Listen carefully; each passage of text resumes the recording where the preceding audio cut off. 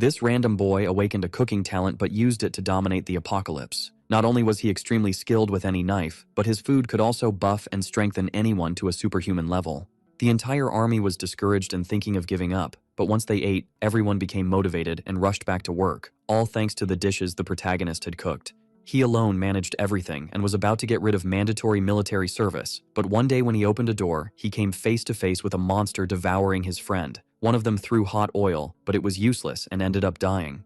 Seeing a weak point, the protagonist managed to eliminate the monster and awakened his talents, and the system announced an event of Capture the Flag in Sector ROK-17. He decides to ignore this and goes in search of survivors, but everyone is dead. Sometime later, he approaches an ammunition warehouse but is ambushed by a creature, and that's when the ingredient analysis talent activates. The beast continues to charge furiously at the protagonist, but now the boy thinks he can defend himself. The beast screams like never before in its life. He unlocked the novice dagger skill by killing the monster. Shin emerges covered in blood and knows that if the message hadn't appeared, he would have died right there. He feels something strange, and the boss's eyes skill makes it so there are no ingredients he can't handle. Shin is confused. Is the system really considering a monster as an ingredient? Suddenly a soldier appears, and together they head to another base where everyone seems exhausted. Soon after, he is called to a meeting with one of the corrupt lieutenants.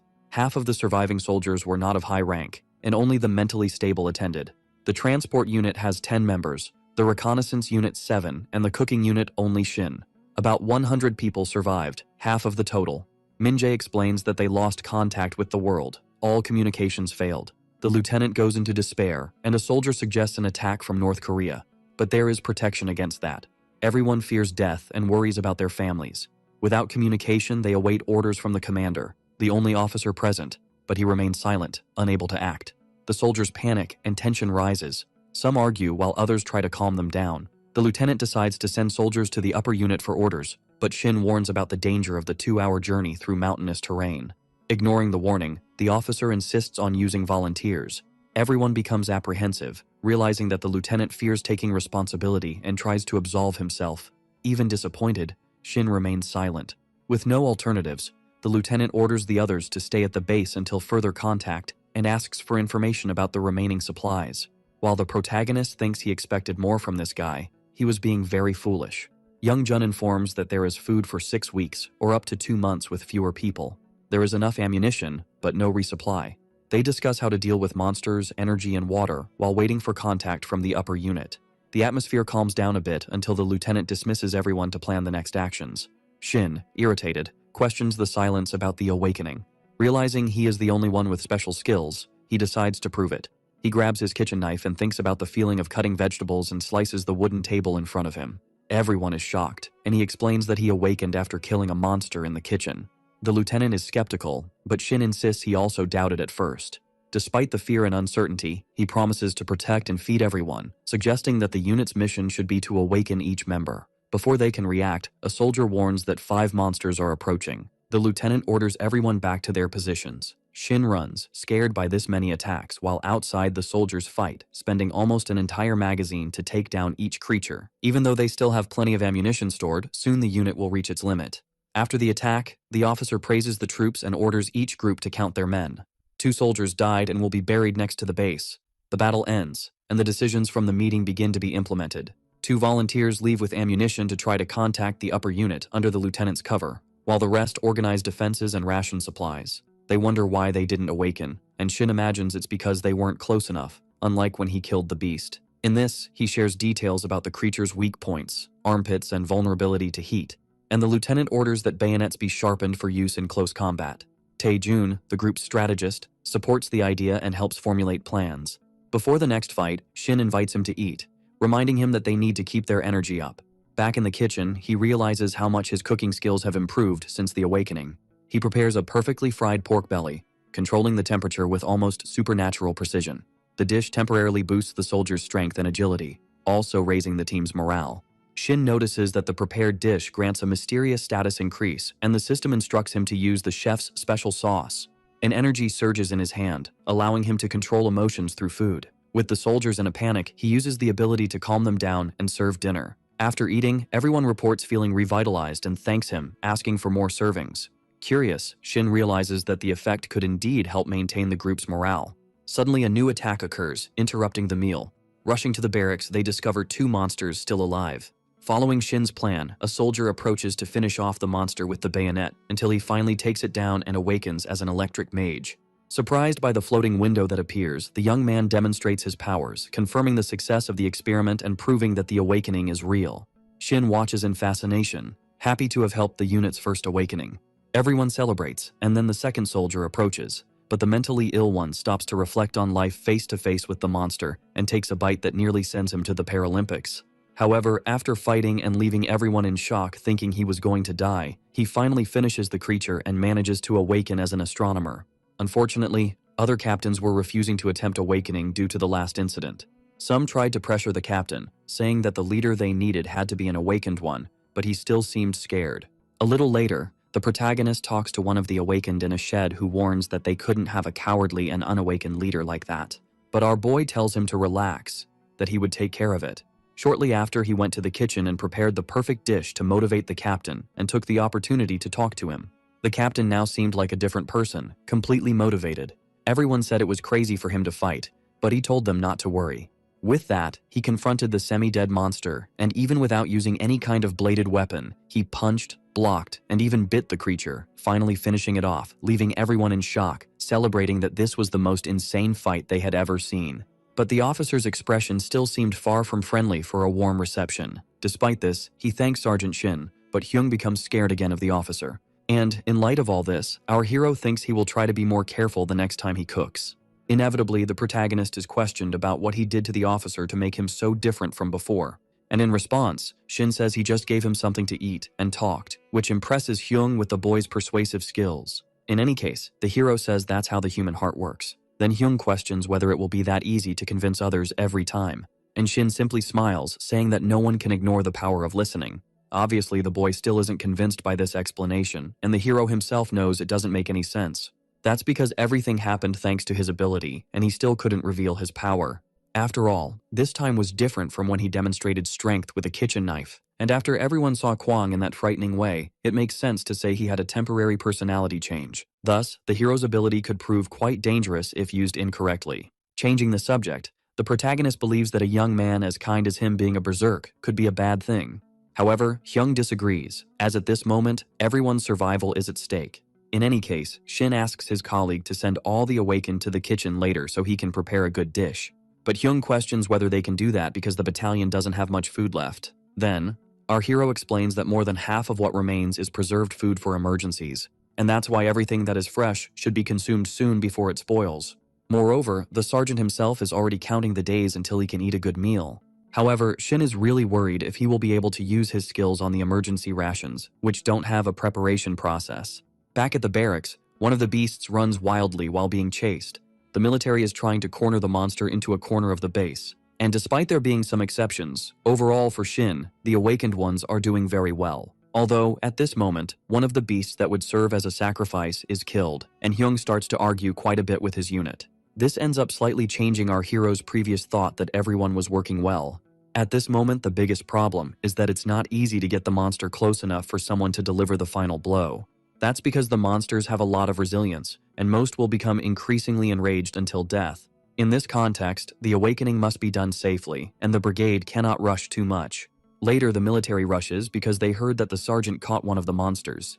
And, naturally, Hyung gets excited because finally, someone is doing the job correctly. And upon arriving there, the soldier really prepared the perfect offering for an awakening. With that, Hyung says that now they just need someone to finish it off. Thus, as the next on the list to be awakened, Mr. Hyuk from the transport unit is called. And at that very moment, he accepts his superior's order without even complaining. Hyung asks if the boy is confident and advises him to aim for the monster's armpit. Then, having trained quite a bit for this moment, Hyuk delivers just one blow that kills the beast instantly. At this moment, the same blue panel from before appears for the boy, and, very excited, he announces that he has achieved the sniper class. With this, the number of awakened among the military is now 5, and Shin asks if the boy's class is like a sniper. And at that moment, several other windows start to appear, leaving the soldier worried.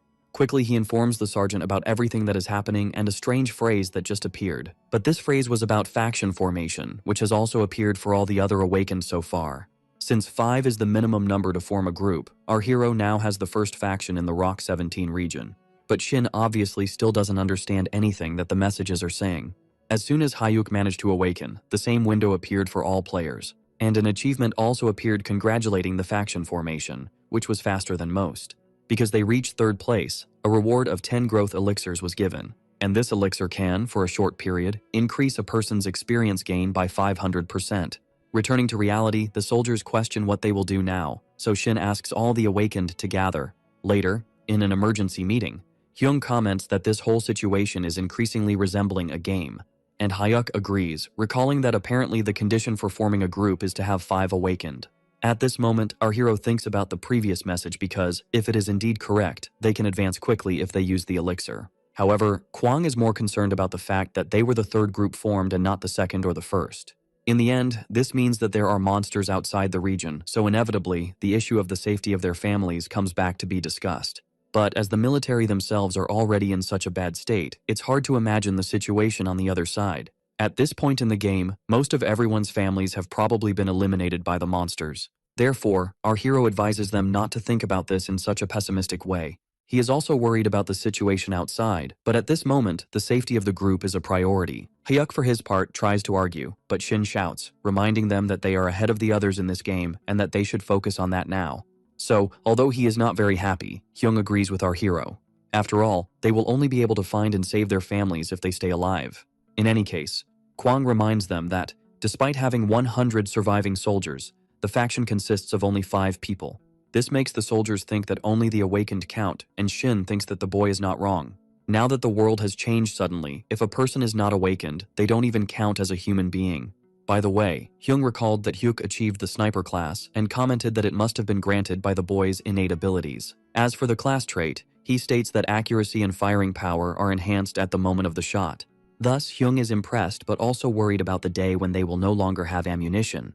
But the boy smiles, telling the officer not to worry about that, because if a normal soldier needs 10 shots to kill a beast, he only needs 2.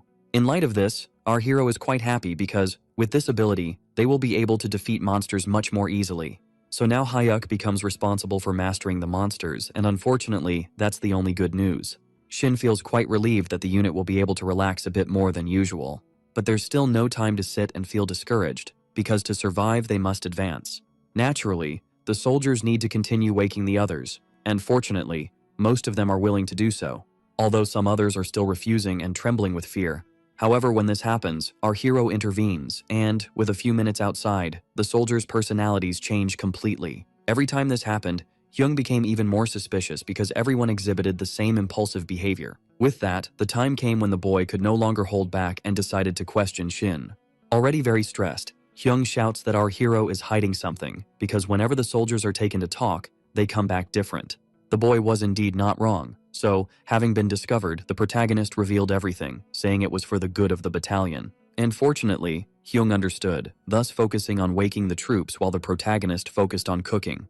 While cooking, suddenly the system appeared showing our hero a total of 82 accumulated points. Shin in turn thought that points were accumulated when hunting monsters or cooking well. Generally in games, points are used to buy items in the shop, so the boy thinks there must be something like that here. And after poking around a bit, the hero really finds and opens the system's point shop. With that, the boy's theory is confirmed, and he obviously decides to take a look. Among the available items was a combat axe, as well as a knife and a rye bread. Mostly, the available items were just things related to the combat class, and the only thing the hero could use at that moment was the rye bread. Additionally, there are also potions that increase some specific stats, but they are very expensive. Thus, the protagonist decides to check the shop again later, because those potions seem to be something important. At this moment, the boy is using the chef's special sauce and the chef's eye, along with novice dagger proficiency. The last skill allows a person to naturally master combat stances using a dagger, and, while training with Kwang, the hero was quite satisfied. So far, the boy hasn't tried to fight with his fists or swords, but at least he is good with the kitchen knife. In any case, in the event that this skill is only novice level, Shin wonders how good a master level one would be. Moreover, the hero also gained beginner flame affinity by accidentally grabbing a hot pan. Now the boy can hold flames in his hand for 3 or 4 seconds, which could become something even better with practice. Last but not least, the beginner culinary proficiency. In a conversation with Hyung, the boy explained that the meals had an energizing taste, and that the stats in his status increased. Although no one seemed to notice, this probably happened because the normal soldiers still didn't have the status window. Additionally, the effects of the eaten dishes do not appear as a system message. The system does not comment on the effects of the meal, but if it did, the one responsible for it would be exposed immediately. In any case, the hero asks how the boy feels, and Hyung explains that he feels much stronger, as his strength increased by 30%. Thus, the protagonist understands that the buffs are working. And if Hyung is telling the truth, Shin's abilities are definitely not below average. However, he is still thinking of a way to give the same boost to the entire battalion. At that moment, a soldier appears desperate, demanding the sergeant's presence. And very out of breath, he explains that a new type of monster has appeared above the armory, but that was a monster completely different from the armored lizards before. Upon reaching the top of the barracks building, the soldier introduces himself and Hyung goes straight to the point of where the monster is. Thus, the soldier explains that he was monitoring the area and something he had never seen before caught his attention. The appearance is completely different from what they have seen so far, and for that reason, the boy hands a pair of binoculars to the officer. In our hero's view, the soldier seems quite scared, and upon indicating the location, the two officers begin to search for the monster. Hyung in turn questions whether the protagonist is seeing something, but he replies that he isn't, until he ends up finding something very different. After searching for a bit, Shin finally manages to see the different monster among the normals. And at the moment their gazes meet, Shin becomes worried because the beast is coming in the direction of the barracks. It is said that this beast can reach up to 3 meters, in addition to having others by its side, possibly being the leader. Our hero agrees that the situation is strange, because lizards usually attack in groups of at most 2. So it becomes clear that this larger one came from somewhere else, and with 20 smaller ones by its side, the potential danger is enormous. In light of this, Hyung states that they will have to use a lot of bullets, but that is definitely not the biggest problem. The battalion is outnumbered, but they know the weaknesses of the monsters. However, there is still something very wrong with this story. Getting straight to the point, the hero asks when the beast appeared, and the soldier explains that it was this morning. So far, the beast's behavior has been nothing abnormal, and it has remained still around the perimeter. In this case, Hyung suggests that the monsters are scared, and Shin cannot understand why they are not attacking even with such a large group. But after thinking for a bit, the hero concludes that they must be waiting for an opening. Shin says that the monsters know a normal net won't work, and that's why they are standing around the base. In light of this, the two awakened ones become quite scared, and Hyuk questions whether these beasts are really intelligent. Then, our hero recalls that wolves are already very intelligent, and these beasts, which are bipedal, must be even more so. Kwang agrees with the sergeant, and he suggests that they attack first, which obviously surprises everyone. But Shin quickly dismisses this possibility because they only have the advantage inside the base. And in fact, they can't even go out, as the most important thing now is to focus on the monster's movements and create a strategy. With that, Hyung warns that he will inform the company commander, and Shin asks the boy to tell the men to be careful. Once the news spreads, the troops will become scared, and this fear of an unknown enemy needs to be calmed. Thus, our hero returns to the kitchen to put his special chef's sauce on the meals. While they eat, two soldiers comment relieved that, at least, the troop is in a safe place with better chances of survival. And then, the protagonist finishes preparing some special dishes, like the kimchi octopus. With that, a soldier comments that it was a bit scary at first, but now that he has gotten used to it, he feels more relaxed. In addition to the octopus dish, the protagonist also prepared pork with vegetables. And back to the previous soldier, he states that he is worried about his family, but since he survived, he believes the others did too. Somehow, the morale of the soldiers remained high, so the defense did not slip. Now, the total number of awakened ones is about 20, almost half of an entire battalion. Later, the protagonist comments that nothing has changed so far, and the previous soldier confirms, as the beast has not left the perimeter. However, now the number of monsters is twice as many as the first time they were spotted. In this case, the soldier becomes a bit worried about the possibility of the number continuing to increase, but Shin reminds him that the number of awakened ones is also higher. And of those 20, 3 of them are snipers who can hit their targets accurately, even from afar and with not so good rifles. Thus, in the event they counterattack, Shin believes they won't lose and that if they keep creating awakened ones, everything will become easier. In the storage room, the hero realizes that they will have to start using the rations next week and will have at least half of the people as awakened. At this moment, the troops should be running desperately if it weren't for the buffs from the meals. Then, Shin starts jotting down some things he will need for the storage, until suddenly, he hears a noise and the lights in the hall go out due to a power outage. Naturally, the hero becomes scared because the maintenance team said the generators were working fine, and soon he questions whether this outage managed to affect the entire base. However, quickly, the boy thinks that this could be a planned move by the monsters, and if that is the case, they are indeed in trouble. Without wasting time, the protagonist runs out knowing that the base is in a very dangerous situation. Initially, Shin said that a sniper could handle this, but the story changes when there is no field of vision. Therefore, without the power generator, the snipers become completely useless. In another area of the military base, the lieutenant orders everyone to their positions and the snipers to the roof. The rest of the awakened, in turn, must focus on their assigned tasks. Quickly, a soldier informs that all troops are gathered in the ammunition depot, so the lieutenant orders to seal the entrance. And with that, the gates are closed and locked. At this moment, the situation is that they are almost finishing the placement of the soldiers, and fortunately, the military still has some flares. Thus, Shin states that the monsters are not infinite, but they must also end the battle quickly. Changing the subject, Shin asks where the awakened are, and Hyung explains that he organized them around the snipers. The mages are divided between offensive and defensive, while the warriors take protective positions. Moreover, everyone's morale is high due to the buffs from the meals provided by the sergeant. Therefore, Hyung asks where our protagonist will stay, and Shin shows his knife.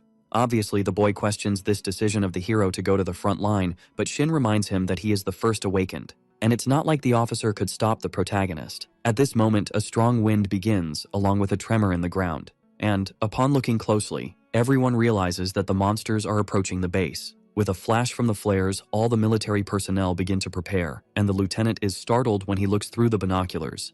This is because the horde of monsters is getting closer to the base. With that, Hyuk asks the captain to give the order, and the lieutenant commands all troops to open fire on the beasts. Dozens or hundreds of shots are fired, and while some beasts are defeated, others continue to advance. In any case, the meals our hero prepared are working as expected, but the moment the flares stop working, they will be in trouble. Amidst the monsters, suddenly the boss appears, and being the most dangerous of them, the focus of the snipers shifts to him. Quickly, aides deliver more ammunition to the awakened, and Hyuk asserts that he will defeat him. Then, at that moment, the protagonist begins to unintentionally use the boss eye skill, and the system informs that the boss of the lizards is the rarest and strongest of the pack, and that no other compares or dares to challenge his decisions. This boss is also too fast and is dodging every bullet that is fired. With that, the hero understands that they are not of the same species after all. But for Shin, it doesn't matter how strong he is, because it's foolish to be at the front line as a commander. After all, this attitude only makes the boss a giant target for the awakened. But, with a very loud roar, the beast begins to influence the other monsters, and this scream reaches the base, causing great discomfort in the ears of the troops. Then, the system informs that the military has been exposed to a powerful war cry, and because of that, the strength, as well as the speed and health of all the lizards, increased for a moment. Not only that, all the geckos also received resistance to bullets. And, in contrast, all neighboring creatures that are not geckos received confusion and unfocus effects. In light of this, Hyung becomes very frightened and asks the protagonist what is happening. And at that moment, noticing the state of the troops, Shin understands that they are indeed in a dangerous situation. Quickly, the soldiers alert the lieutenant, and he is incredulous that there is a skill capable of causing so many negative effects. But without even having time to think, some of the normal monsters begin to advance much more aggressively. Hyuk, for his part, remains on the roof with a severe headache and realizes that the effects are exactly as the system said. At this moment, all defenses are falling, and because of that, Hyuk shouts questioning what his colleagues are doing. Then, with a desperate shout, he orders everyone to group up and keep shooting. Amidst all that chaos, our hero is with the front line responsible for subduing the monsters. In his mind, the hero thinks that the shooting frequency has dropped significantly, and that this probably happened because of the boss's debuff. The bullets are no longer working, so all ammunition is delivered to the awakened.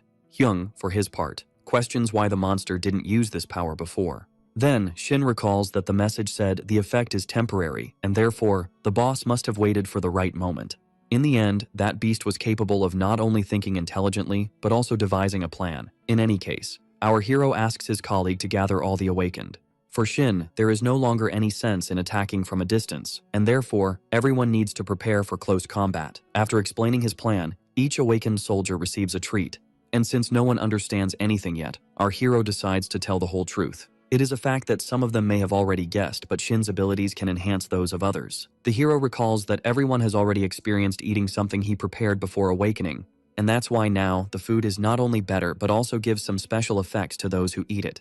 Shin didn't know what the monsters would do, so he prepared and explained that each treat contained a specific buff. In this case, Hyung says there's nothing to fear because, if the training is followed, the unit may have a chance. And thus, the military will ensure their stay at the base and the survival of the group. So far, the entire battalion has been reinforced, and Kwang is responsible for the boss monster, which, after eating his high-quality treat, he didn't even question a bit.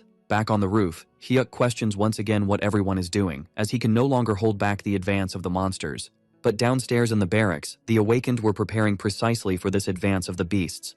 With that, the increased attack effect is applied, and all the beasts leap over the unit's barricades. The lieutenant becomes desperate, but now the awakened are ready for combat. And with just one punch, Kwang manages to throw one of the monsters far away. Despite being attacked by another, he doesn't get cornered, and with everyone fighting at the same time, a great confrontation begins. As the fight unfolds, Hyung gives some commands and tells the soldiers not to spread out. However, one of the awakened is pushed to the corner, but at the moment he was about to be finished off, the protagonist appears with his kitchen knife. And with just one cut, he finishes off the monster that was causing problems.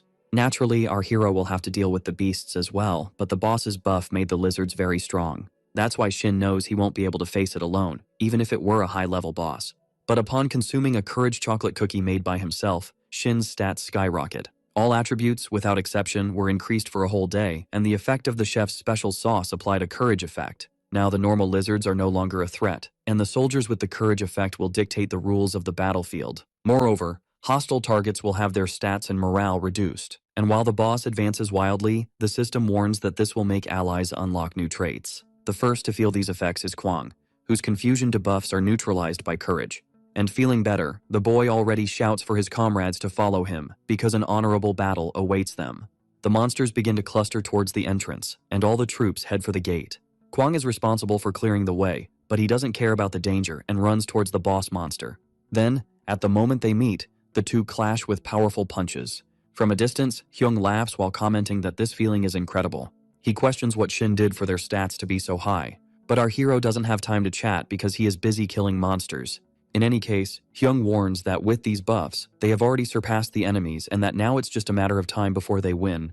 But Shin makes it clear that no one should let their guard down yet, as they need to hold the lizards while Kwang dominates the leader. With that, the hero orders Hyung to provide long-distance support, and the two advance into combat. Another awakened uses shield power to defend, and the snipers continue to shoot. Meanwhile, Hyung uses a thunder spear skill to attack, and our hero uses his kitchen cleaver. However, the hero soon remembers Kwang, who continues alone in a direct confrontation against the boss. Although the blows are having an effect, the monster's resistance is much greater than the others. And because of that, the beast manages to wrap its tail around the officer's neck and throw him away. However, at the moment it was about to finish off the soldier, one of the awakened appears to help, and soon another one appears to join forces. So, with a bold move, they manage to take down the beast. With that, it's Kwang's time to shine, and, without wasting any time, he runs forward, jumping towards the boss and landing a powerful punch that makes the monster scream in pain. Then, the officer continues to attack relentlessly, even going so far as to bite the beast and tear off a piece. And with great brutality, Kwang finally manages to finish off the boss of the monsters, who are already, for the most part, defeated. With that, our hero orders everyone to stay on guard and commands the senior officers to confirm the status of the unit members.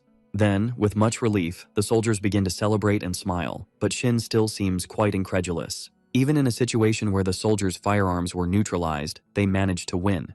Suddenly, the system appears congratulating Shin for taking control of Area Rock 27, and informing that the group has evolved to a provisional designation called Battalion 423.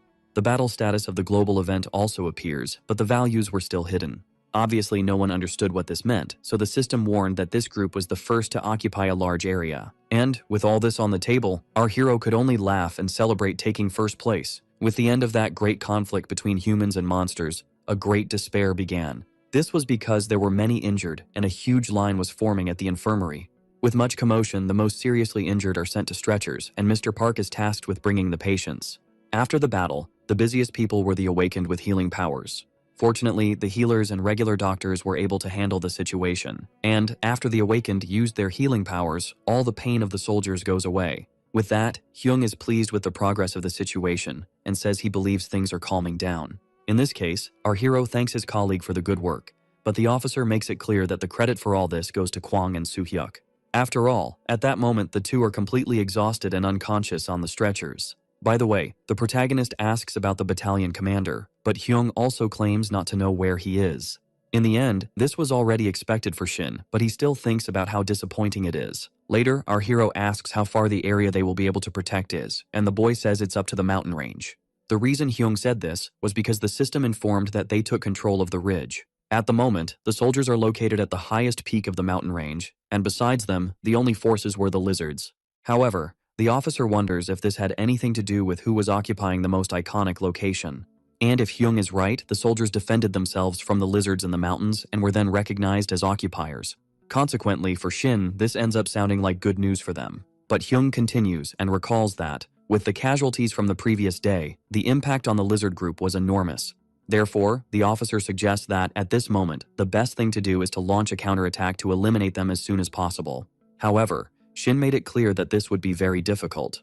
Obviously, Hyung questioned this, but the protagonist reminded him that the battle from the previous day was very tough, even with the terrain advantage. For him, there is a big difference between being in a defensive position and having to break one. But once again, the officer questions this decision because now they have incredible powers and even more awakened. However, the protagonist tells the boy not to rely on that meal buff anymore. After all, it required quality ingredients and customized flavors, plus 4 to 7 hours to prepare. In light of this, the officer is surprised that those were not just normal dishes.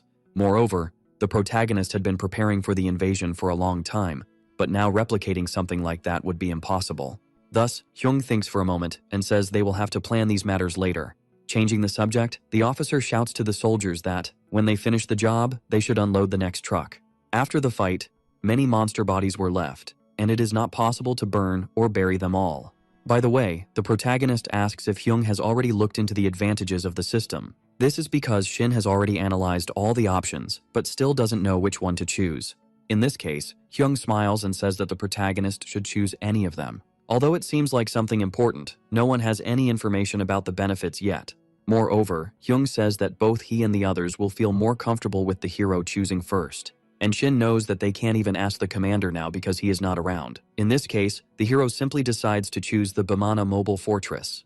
In light of this, Hyung questions the decision, and Shin explains that the name suggests its purpose. The protagonist believes that this benefit will likely grant something like a tank, and even though they don't need something like that right now, they will soon because eventually the group will run out of food. Shin, for his part, still doesn't know exactly what it is, but it should help anyway. Then Hyung is convinced by this explanation and decides to make the same choice as the protagonist. With that, the protagonist selects the benefit of the Bimana mobile fortress and chooses the power to summon. Thus, with a golden aura surrounding him, the hero summons the mobile fortress. But after waiting a bit, the system warns that there is not enough space for the summoning in that location. In light of this, Hyung is very surprised, and Shin suggests that it must be because of the number of bodies on the ground. Therefore, the two decide to go to a more open place to test the new power. And before leaving, Hyung orders the soldiers to finish the rest of the work. Then, as they headed to the location, all Shin could think about was how big it could be.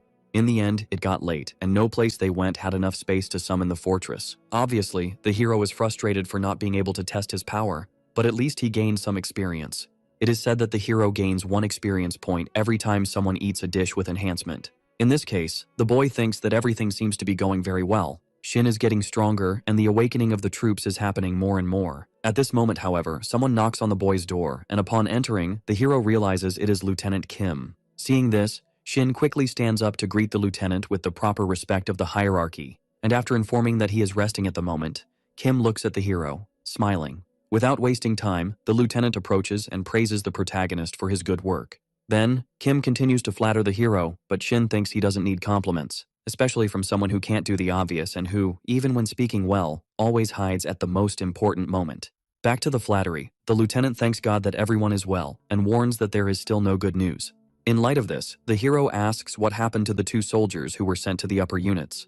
But, quite casually, Kim just sits down and says that they probably won't come back. Shin, for his part, grits his teeth in anger because it could have been him chosen to go on that mission. By the way, Kim comments that he heard they will have to close the cafeteria and eat combat rations, and the hero confirms the rumor. In this case, the lieutenant asks if they can't just eat real food, and the protagonist apologizes but warns that they are currently going through difficulties and need to save. Anyway, Kim reminds him that he is the only boss in the place, and that at the moment of encouraging the awakening, Shin didn't spare food.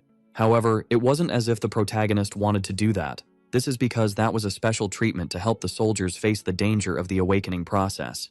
In this case, Kim questions what those who have already awakened ate last time, and Shin tries to explain about the effects of the food. Obviously, the lieutenant doesn't believe it, and there is really nothing the hero can do about it. For it is true that Kim is the only remaining high-ranking officer in the battalion. Moreover, if there is anything left of the soldiers in the outside world, Kim will be someone who, unfortunately, will become important in the future, and Shin has no choice but to endure and comply with his wishes. However, because the hero is unwilling, the lieutenant gets irritated and shouts that he will eat the damn rations.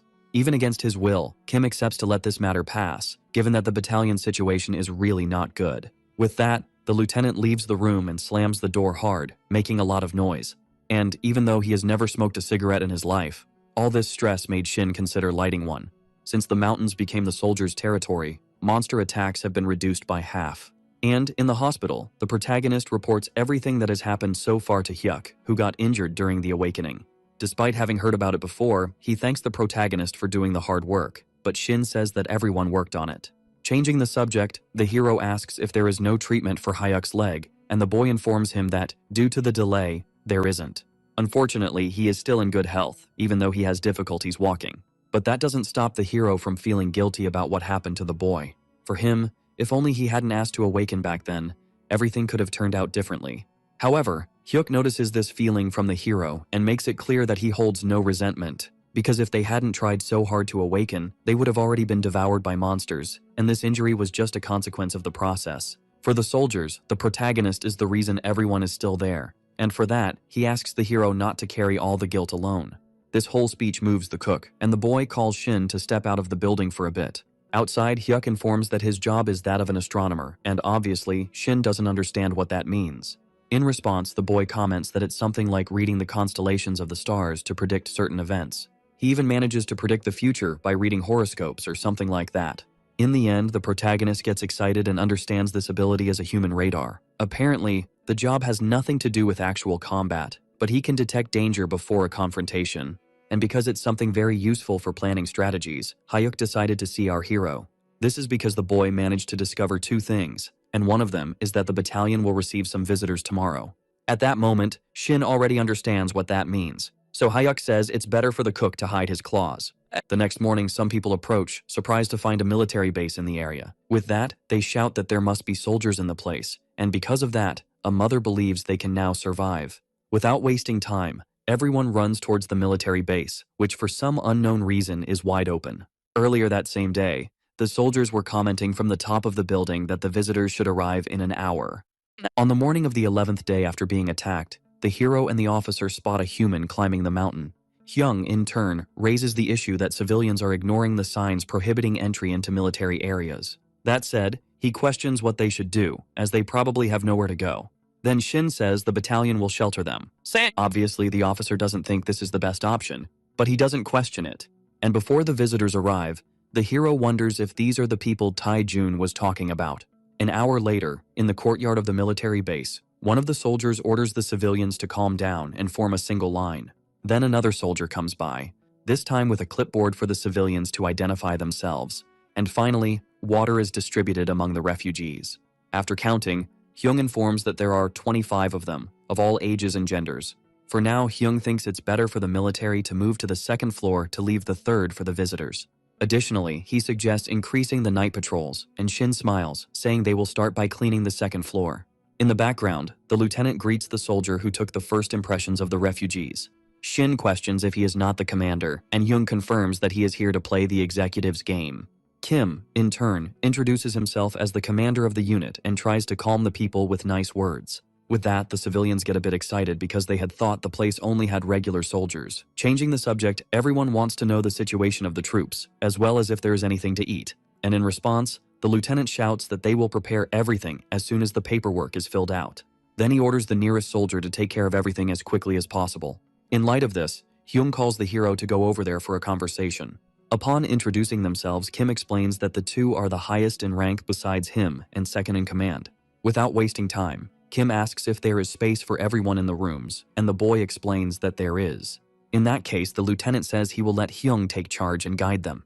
Additionally, he informs that he will talk to the boy later and asks to report any problems immediately. Now, for the protagonist, since everyone is starving, he asks the hero to add 25 extra portions. What, despite being madness, neither of them can deny. In the end, increasing the number of meals to a quarter of the original number cannot end well, but for the civilians, now they are safe, and all of this is thanks to the lieutenant's management. In light of this, Hyung is very irritated by the officer's smile, but Shin calms him down because all they can do is obey him. That's because when the soldiers tried to lead, they were not heard. However, now that Kim is at the base, everyone is following him, which indicates that the refugees care a lot about ranks. With pretty words and fake smiles, the civilians are falling more and more for the charlatan's talk. And although the lieutenant is not a good officer, Hyung admits that he is good with words. Getting straight to the main point, Shin decides to go to the cafeteria as soon as possible, and Hyung releases some soldiers to go along. Later, the refugees climb the building staircase to their new resting place. However, an elderly man complains about being on the 3rd floor and having to climb all those stairs. But Kwang soon appears to explain that, in an invasion, the 1st floor is the most dangerous, and that's why the civilians are above. In any case, the elderly man continues to complain, saying that he is not comfortable there. But others are already happy just to be able to take a shower. Before anything else, it is announced that there is no hot water, and despite a girl complaining, the civilians are aware that they are not in a hotel. Later, it is time to eat, and after sitting in the cafeteria and tasting Shin's dish, many compliments are heard. One even claims that he never thought steamed rice could be so delicious. In light of this, the hero is still a bit surprised that everything happened so suddenly, but he is happy that they are enjoying it. However, the hero remains concerned about the ingredients, as soon they will have to rely on emergency rations. And at this rate, everyone will be out of supplies in just over a month. Breaking these heavy thoughts, someone appears to compliment the meal. Shin thanks for the compliment, but the blonde does not fail to mention the boy's talent and ask what he does for a living. However, this question seems quite strange to ask a soldier. Our hero was about to say boss, but he held back and stated that he is a university student. With that, the three thank him and leave, and Shin continues to think about this unexpected question about his job. Currently, jobs are no longer what they used to be, becoming something much more exclusive.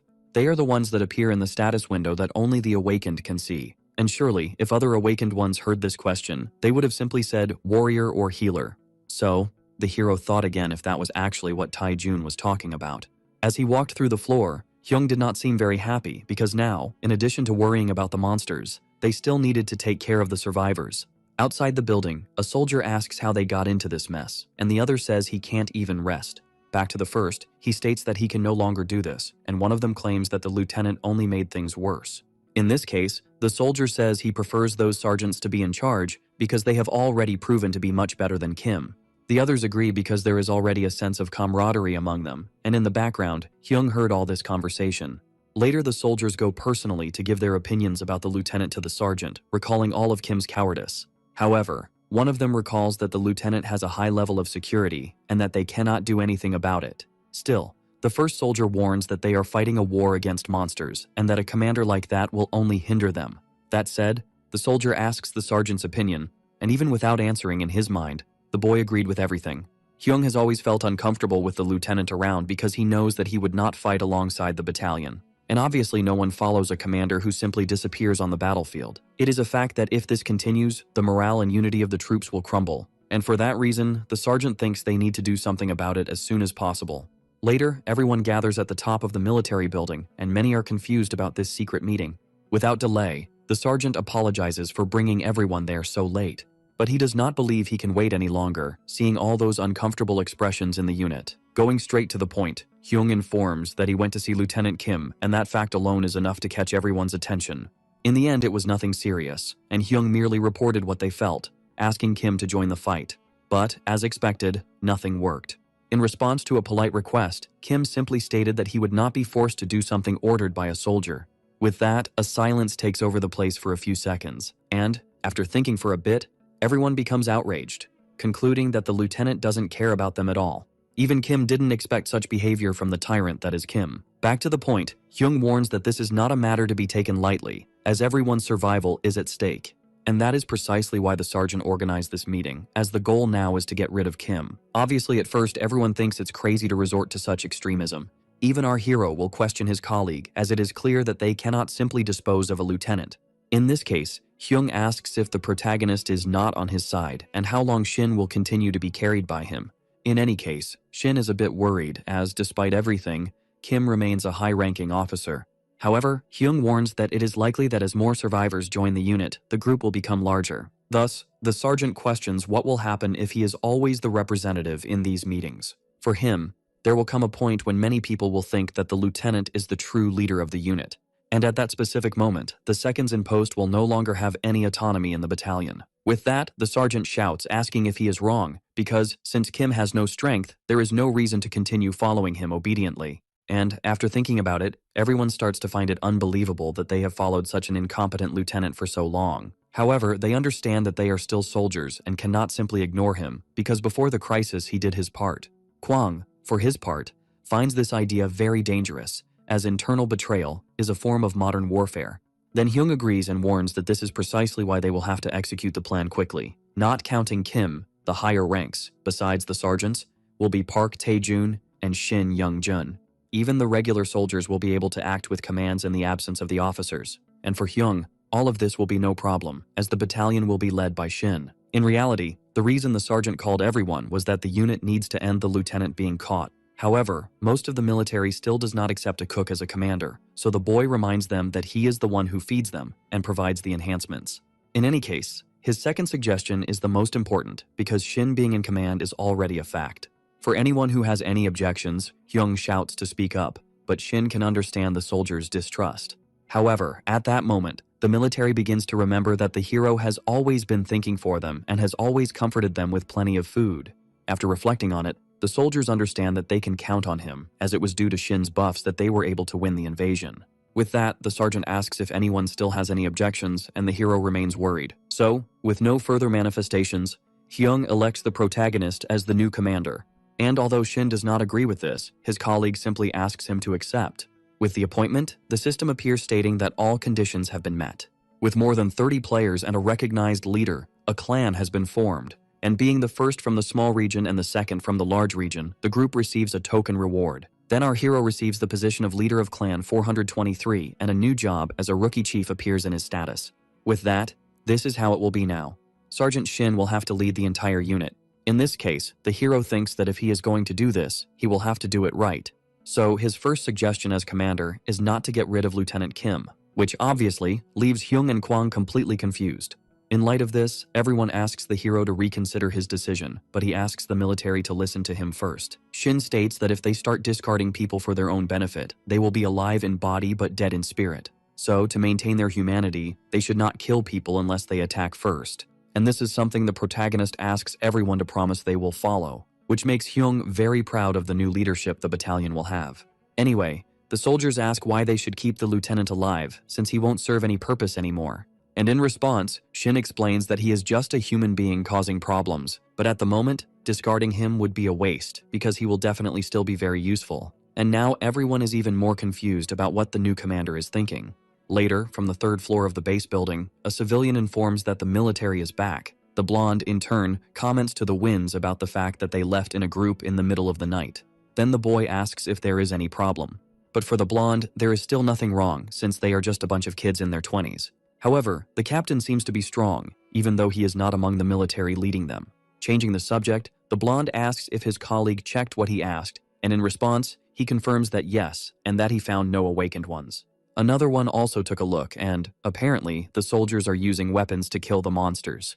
With that, the blonde concludes that there is a good chance there are no awakened ones, and that now is the time to act. Thus, the subordinates of this gang leader ask if they should move now, but, just as a precaution, the man decides to wait a few more days. The next day, many people gather in the cafeteria excited to have a good meal, and Shin analyzes a bit his clan leader token, which can offer a stat bonus depending on the size of the group. The system warns that the hero can choose an object that symbolizes the group to transform it into the token. Providing stat bonuses to all members of a group is a powerful effect. Therefore, Shin thinks it's a shame he doesn't have any good object to represent him. The day before, the hero questioned his position, but Hyung comforted him, reminding him of the soldiers' reactions.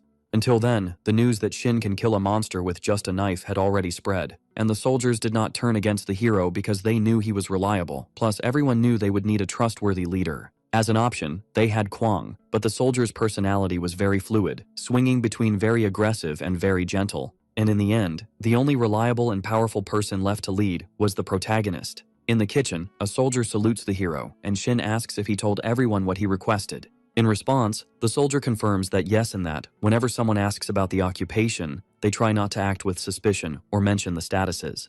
Shin also told them to avoid talking about the awakening as much as possible. This is because the best decision is to keep the trunks hidden and use Taejun's hint in the smartest way possible. Anyway, Shin believes this will not stop them from increasing the number of awakened ones, especially since they have the snipers, but the soldier still warns that there is another problem. The military informs that the survivors keep asking to speak with them, and one woman in particular keeps asking for a favor. Shin, in turn, asks if it is something important, but the only thing the soldier knows is that she seems to be the leader of a group of survivors. Cutting through the rounds, the hero thinks he should be the one to have this conversation with the girl. This is because he is afraid of the lieutenant's reaction, but the hero makes it clear that he will take care of Kim. Thus, Shin asks the soldier not to worry because he already has an idea, but the protagonist decides to take care of the favor first, and for that, he asks for 3 representatives from the survivors. Additionally, the hero makes it clear that the meeting will take place after dinner and that nothing can be leaked. Later, Shin makes a wonderful plate of pasta, and it's time to organize things in place. Outside, some soldiers see the commander entering a basement, and as one of them gets confused, the other explains that there is a room under the dining room. It was built to provide hot water and electricity for the dining room, having a boiler and a generator. The soldier, in turn, is sure that this place is being used for something else now, not just a storage. In the basement, Shin thinks that Min Jae's idea of using this place as a prison was incredible because it is perfect for a cell, and without wasting time, he sets off to deliver the dish to the only prisoner in the place. But upon realizing that Shin is there, the man becomes very confused and surprised. This is because the imprisoned man is Lieutenant Kim and his cell manager is his former cook. The previous day was when the military went out to put the plan into action. Then, with a sudden entrance into the commander's room, the sergeant activated his electrical powers, thus leaving the lieutenant without even a chance to defend himself before fainting. Back in the present, Kim seems regretful and says he will apologize to all the soldiers he offended. Obviously, the hero does not understand what this means, so he explains that another day he turned the coffee into a radar and blamed the guard. Kim is fully aware that he made a mistake during the inspection, but that was far from the reason for his imprisonment. Shin knows it must be frustrating for the lieutenant to be locked in a cell with nothing to do and not knowing why he is there. But at that moment, Kim begins to vent about other things he remembers doing wrong. Now he knew of his mistakes and therefore asked for Shin's help. But our hero warned that he tried to convince the military, but everyone was very resentful. Thus, Kim understands the situation he is in and begins to come to terms with his fate. At the moment, the lieutenant is in a hopeless situation, which makes him remember more and more all the cases where officers died under his command. However, the hero asks the soldier not to worry because he will continue trying to convince the others and bringing good meals. In light of all this kindness, Kim feels a bit guilty for accepting so much. But, since the protagonist even took the trouble to bring his favorite dish, Kim simply thanks him. And after taking the first bite, he enters a state of uncontrollable joy at how delicious it is. While crying, Kim manages to regain a bit of his happiness and feel alive again. Then the protagonist thinks it wasn't a bad idea to bring a meal for him. Thus, Shin hopes the lieutenant can enjoy this happiness a lot. Days ago, Hyung questioned the fact that the hero was cooking lizard meat, and he informed that it was due to a food shortage. In any case, the sergeant asked if this meat was edible, but Shin still didn't know. However, since the boy had nothing better to use as a food source, he started experimenting with new things, and he discovered after trying that the flavor and performance of his dishes are enhanced with the inclusion of magic. With that, the hero finished the dish and earned the title of Pioneer, which is given to those who open new paths in their field. And since this title grants a 100% increase in the effectiveness of abilities, Shin found it interesting to use it on a monster dish with the lieutenant. Later, in the kitchen, the hero finished the rosy lizard dough filled with happiness, and being the first time something like this was cooked, the boy's experience increased. Back in the present, the lieutenant comments that it has been a long time since his last good meal and that he now feels very well. With that, he begins to reflect in a state of immense pleasure until the end of the meal. Shin, for his part, repeated the entire process several times, being happy to feed the lieutenant every day, and even happier that Kim's tongue and brain are getting addicted to his food. After a few days of repeating the process, Shin cut the happy meals and replaced them with battle reasons, which left the lieutenant in a state of near madness for having entered a deep dependency. As expected, the plan worked, and now the hero says it's time to go to work. In the background, Hyung cannot understand what the protagonist is thinking because he is giving 3 daily meals to the lieutenant. Thus, the sergeant begins to believe that Kim is a big fan of lizard meat. Kwang, in turn, informs that Shin asked to arrange another awakened lizard, and gradually, the two begin to understand the plan. Back in the basement, the lieutenant tries to insist aggressively for the cook to bring an appropriate meal, but Shin comments that this attitude is not right and that if he wants a better meal, he should not behave like that. However, everything is being calculated, and the hero knows well the emptiness the soldier is feeling after days of continuous happiness. Again, the lieutenant tries to order, as the unit officer, for Shin to make his meal, but the hero makes it clear that if the boy's attitude doesn't change, he will simply leave and return only the next day. In this case, Kim changes his plan and decides to beg, saying he will do everything the hero wants. Thus, Shin agrees to cook, but only with a special condition. Then, without delay, the two go to another hall, which is now the place where the newly awakened are created. For Shin, the lieutenant could be the lottery ticket, and despite being obviously scared, the task that Kim would have to do to get the meal was precisely to kill the monster.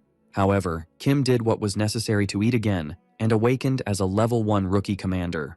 Obviously, the lieutenant was quite scared, and his ability increases all nearby troops' stats by 10%, which is a much better percentage increase than the hero imagined. In light of this, Kim asks the young men to explain what all this is, but while he speaks, the hero can only think that he hit the jackpot. There are two main ways to improve your stats and increase fixed percentage numbers. Fixed stat increases are more effective if the target has low base stats, while percentage increases have a greater effect the higher the base stats are. Therefore, the lieutenant's talents will be more effective as the troops' stats increase, which is great. At this moment, the system congratulates the hero for the achievement Irresistible Flavor, and, as a reward, gives the boy a dragon heart. Additionally, Shin levels up to level 10 and is promoted from Rookie Chief to Junior Chief level 1. Thus, the protagonist understands that the maximum level is the name, and now the boy's stats increase by 2 per level instead of 1. Moreover, all rookie talents have been replaced by junior talents. Even with rookie abilities, the hero was already at a master level compared to before.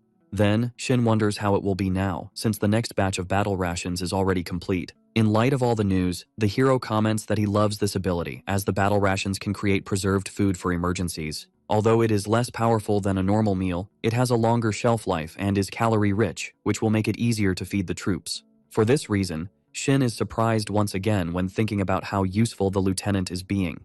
However, now that everything is resolved, it is the survivors' turn. Later, since everyone is already at the location, the person in charge decides to start, but one of the soldiers notices the lieutenant's absence.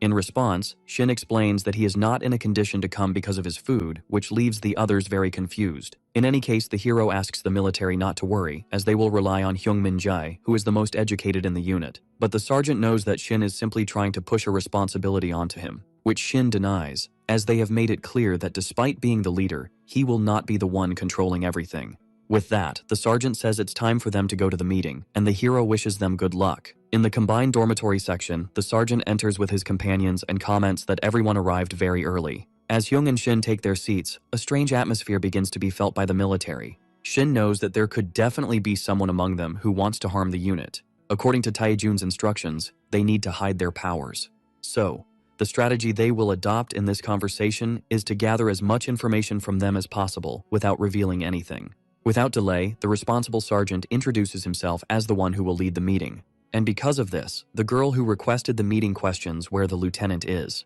In response, Hyung informs that he said it would be better if they, the ones responsible for the operation, came. And as the girl agrees with a strange reaction, our hero quickly notices the difference. The blonde, in turn, states that he will not be able to communicate with normal soldiers, but Hyung warns that the two are the highest-ranking members in the division. In this case, the survivor asks why it took 3 days to arrange this meeting, and Hyung explains that it was to give some rest time, as well as time to find an ideal representative. And, as usual, everyone there is already very busy with military work. In light of this, the blonde questions whether they are, by any chance, a lower priority than the work, and the sergeant tells him not to think that way. Next, the boy continues arguing, and Shin gets a bit irritated because sometimes people like that, who believe they can do anything, show up. Continuing, the blonde says that Hyung is a soldier and should put people first.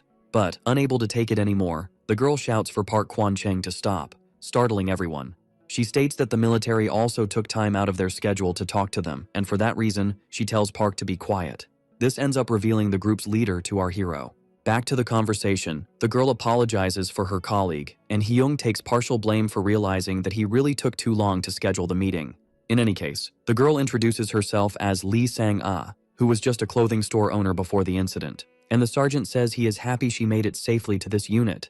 Getting straight to the point, Hyung asks if she can tell a bit about how she ended up in the unit, and Park agrees to say, understanding that it's important for everyone to know this. Shin, for his part, is quite pleased with his battle brother's performance, and without wasting time, the girl starts explaining that about 2 weeks ago, monsters appeared out of nowhere. At the same time, everyone lost communication like internet, TV, and phone service. At that time, survivors were attacked by all kinds of monsters, and those who were injured but survived turned into zombies. This inevitably left the two soldiers completely shocked by the information. Obviously, the sergeant thinks the survivors are talking about lizards, as they haven't seen any zombies so far. Our hero also finds this unexpected, so the girl asks if there is a problem. Then the sergeant says there's no problem at all, and he makes the excuse that they simply don't use the word zombie. This causes some strangeness among the group members because the monsters are clearly the men. In this case, the girl asks how the military calls them, and Hyung thinks quickly to respond that they call them walkers. Shin, for his part, doesn't understand any of this, but the boys in the group remember that name from dramas and understand the reason for the name. They even consider changing the name, but Hyung backtracks, saying that zombie is more accurate, and Lee simply accepts. In light of this, Shin thinks the boy is a bit clumsy, but the plan ended up working. Miss Lee's story began after running a lot to escape the zombies. She joined a group of survivors she stumbled upon, and while they were looking for a safe place to go, a survivor found and told everyone about the military base. That was the gentleman who was there with the others. With that, Kwang decided to ask how the gentleman knew about the location of the unit. Then he said it was a friend of his who worked in construction that told him. He said he had to work at a military base near his town, and all he heard was that there was a base deep in the mountains. The group didn't know exactly where, but since they had to go down, they eventually decided to test it. Because of this, Hyung comments that it must have been a long journey, as everyone went through many dangers, and Shin decides to ask a question, since he couldn't see any weapons with the group besides a metal pipe. In this case, he asked how the survivors managed to escape from the monsters. Then the girl didn't hide it and replied that they managed to awaken powers, which was already obvious to the protagonist, as none of this is possible without awakening. Out of 25 of them, the girl claims she is the only awakened one, and the one who brought everyone there. This is definitely cool information for the protagonist, but he finds it strange to have only one awakened. In case they don't believe her, the girl stands up to demonstrate her worth. With that, she smiles and pulls out 2 pairs of scissors from the back of her coat. Lee explains that these are normal sewing scissors used to fix curtains. Then Shin remembered hearing that the girl worked in a locksmith shop, which is where she got her skills. And without wasting time, the girl presses the scissors against the table and cuts it in half, leaving the sergeant completely impressed and our hero with a familiar feeling. After demonstrating the power of an awakened one, Lee explains that she was working as usual when the monsters invaded. That was a very desperate situation, but the girl managed to grab one of her scissors, and at the moment she was about to be killed, she managed to stab the tip of the scissors into one of the zombies. With that, a blue window appeared, granting superpowers to the girl, and now Lee claims she can decapitate zombies with just one movement with the scissors. In light of this, our hero thinks that the conditions for awakening with the zombies are probably different, and feeling uncertain, he asks why only the girl has awakened, which is also her question. In this case, Shin thinks that being able to kill a zombie is not enough to awaken. Yet still, this whole situation seems very strange. Days ago, Taejun clearly stated that someone would plot against the unit, so our hero cannot believe that Lee is truly the only awakened one in the group. Changing the subject, Hyung asks if the girl has anything to say about awakening, but she doesn't know the exact criteria, and, therefore, believes it to be something random. In any case, the sergeant thanks her for the information and offers to help whenever she needs, what our hero interprets differently, but he tries not to focus too much on it. In the end, Shin believes they are not thinking of anything bad, because if they were, they would also be putting themselves in danger. Hyung, for his part, says he would also like to explain the current situation of the unit, and the girl thanks him. Then he asks Kwang to clean the table and prepare a leftover, but our hero uses this time to start thinking about a trap. Outside, our hero can't stop thinking about these zombies and the other types of monsters that were mentioned, which means the unit would never know what to expect if it weren't for the visitors. At this moment, 2 people come running in, informing that the dishes are already washed. In light of this, our hero thanks them, and a girl says it was nothing special because meals need to be paid for. In this case, Shin mentions that he has some snacks he just made and invites the 2 to eat a little. Obviously, they get excited, and to avoid causing problems, he warns that this is a gift for their service. The girl with black hair is the happiest, so Shin informs her that he made it with the leftover ingredients and that therefore it shouldn't be bad. Thus, the 2 see no reason not to try the ice cream. But this ice cream was a special one, with the flavor of happiness from the chef's special sauce. Our hero's plan is to start spreading a rumor about winning prizes when helping with tasks at the barracks. With that, the two take their first bite, and that's already enough to create a commotion. One of them even confessed that she wasn't expecting the ice cream to be so good. However, the other girl finds it strange that her friend is smiling.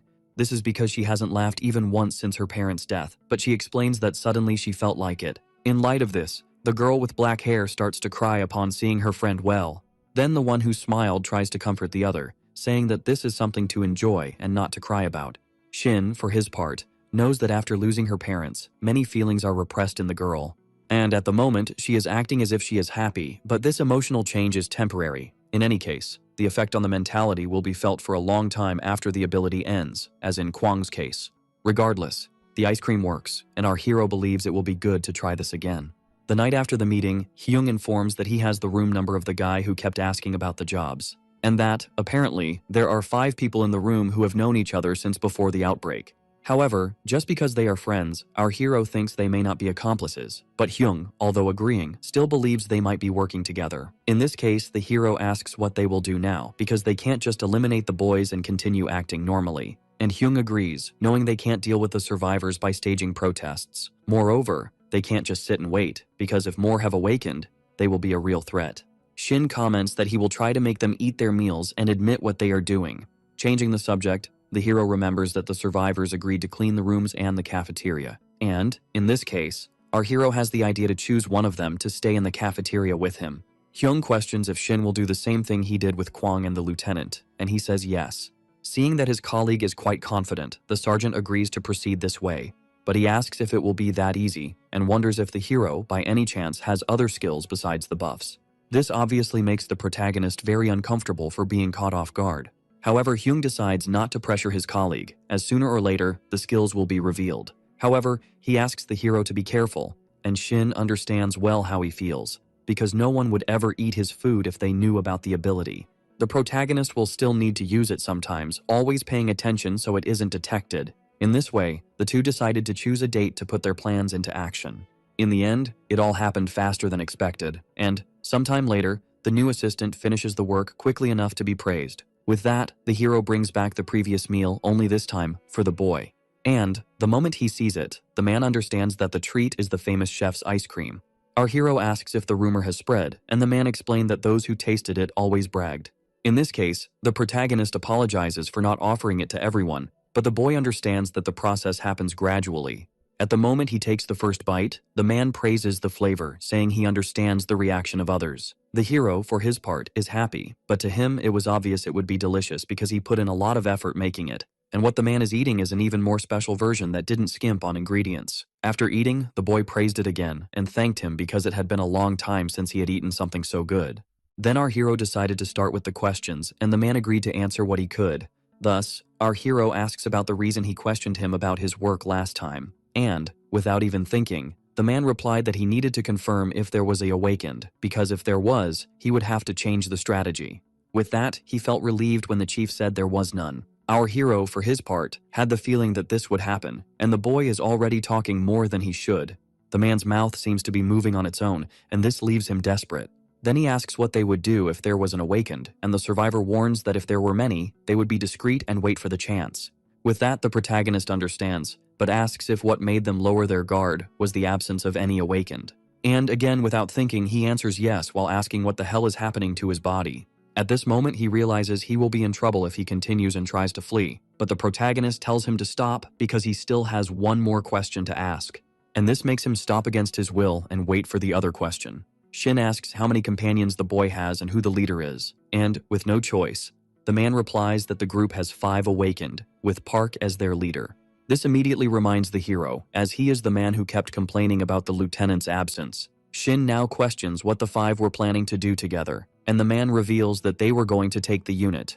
After observing for a few days, the group decided that there were no awakened or relevant threats in the place, and therefore they decided to carry out the operation that very night. Obviously, the protagonist is scared by this, but the man just laughs while warning that the operation will start as soon as he returns. In his mind, the hero thinks this can't be happening, but since he heard everything, the man prepares to finish off Shin now. Then, like in a spiral, the survivor invokes his powers, which are of the fire element.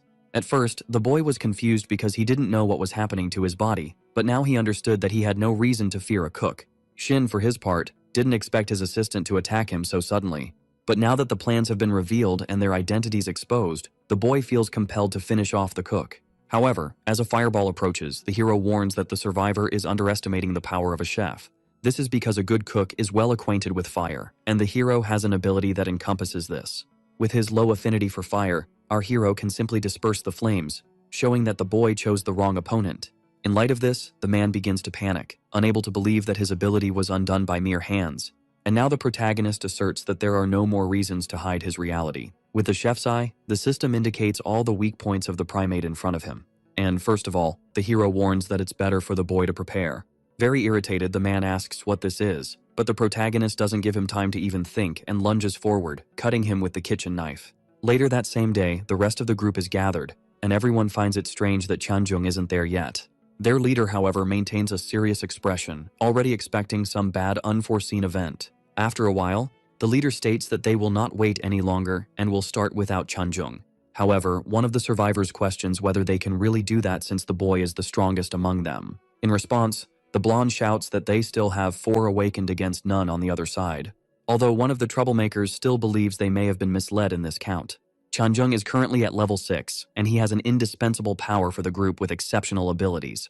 But Park, as the head of the group, should not be influenced by that. Thus, he questions whether his colleague will not trust him and comments that the boy will join the formation later.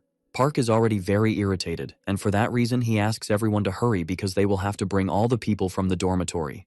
After everyone arrives at the barracks courtyard, the people start to get annoyed for being brought there in the middle of the night.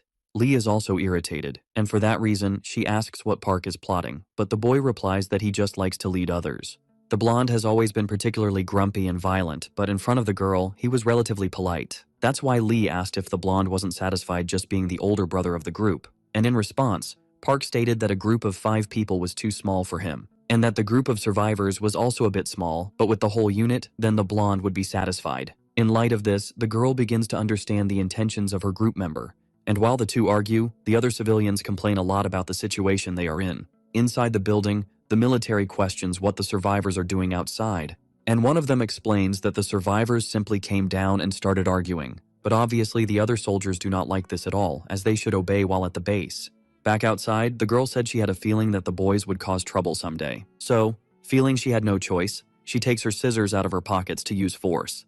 In response, the civilians become very scared and wonder if those men are crazy to pick a fight like this. But the blonde is not intimidated because he knows very well the power of scissors, and that's why Lee doesn't quite understand what's happening for the boy to think he can handle her with just 4 normal people. But before she could think of anything, the second member of the group appeared, saying he would take care of the girl alone. However, knowing her strength, the leader sent the third one to the fight as well, to help. Then, Lee realized that everyone was quite confident, even knowing her abilities. And so, she deduced that they were all awakened, which was indeed the case for them. This revelation is quite frightening for the survivors, because they had been deceived all this time. Without waiting any longer, Park shouts that since the girl will not give up, the fight must begin. Then, acting strategically, the 2 warriors move towards the normal citizens, and as their leader, the girl steps forward to defend against the attack. At the same moment, the second one appears to provide support and attack with some mysterious golden orbs. But fortunately, Lee manages to cut all of them, despite being quite worried about the level of her opponents. Faced with 2 awakened, the girl begins to question whether she really has any chance. And amidst all the desperate civilians, is the leader of the troublemakers, who remains quite confident in overcoming this obstacle. With a powerful punch, the second in command says that the girl is very good at fighting zombies. The other one tells his colleague to stop playing around and start fighting seriously. For Lee, clearly, the teamwork of the 2 is poor, and perhaps there is a chance to gain ground in this game. The second, in turn, jumps towards the girl to finish this quickly. The 2 warriors have already reached level 4, and for that reason, he believes there's no way they can lose to a non-combat awakened. But at that moment, a noise is heard throughout the unit, and for a second, everyone stops to see what is happening. This noise was just a warning shot from one of the soldiers, and upon witnessing all this chaos, the commanding leader asks what is happening.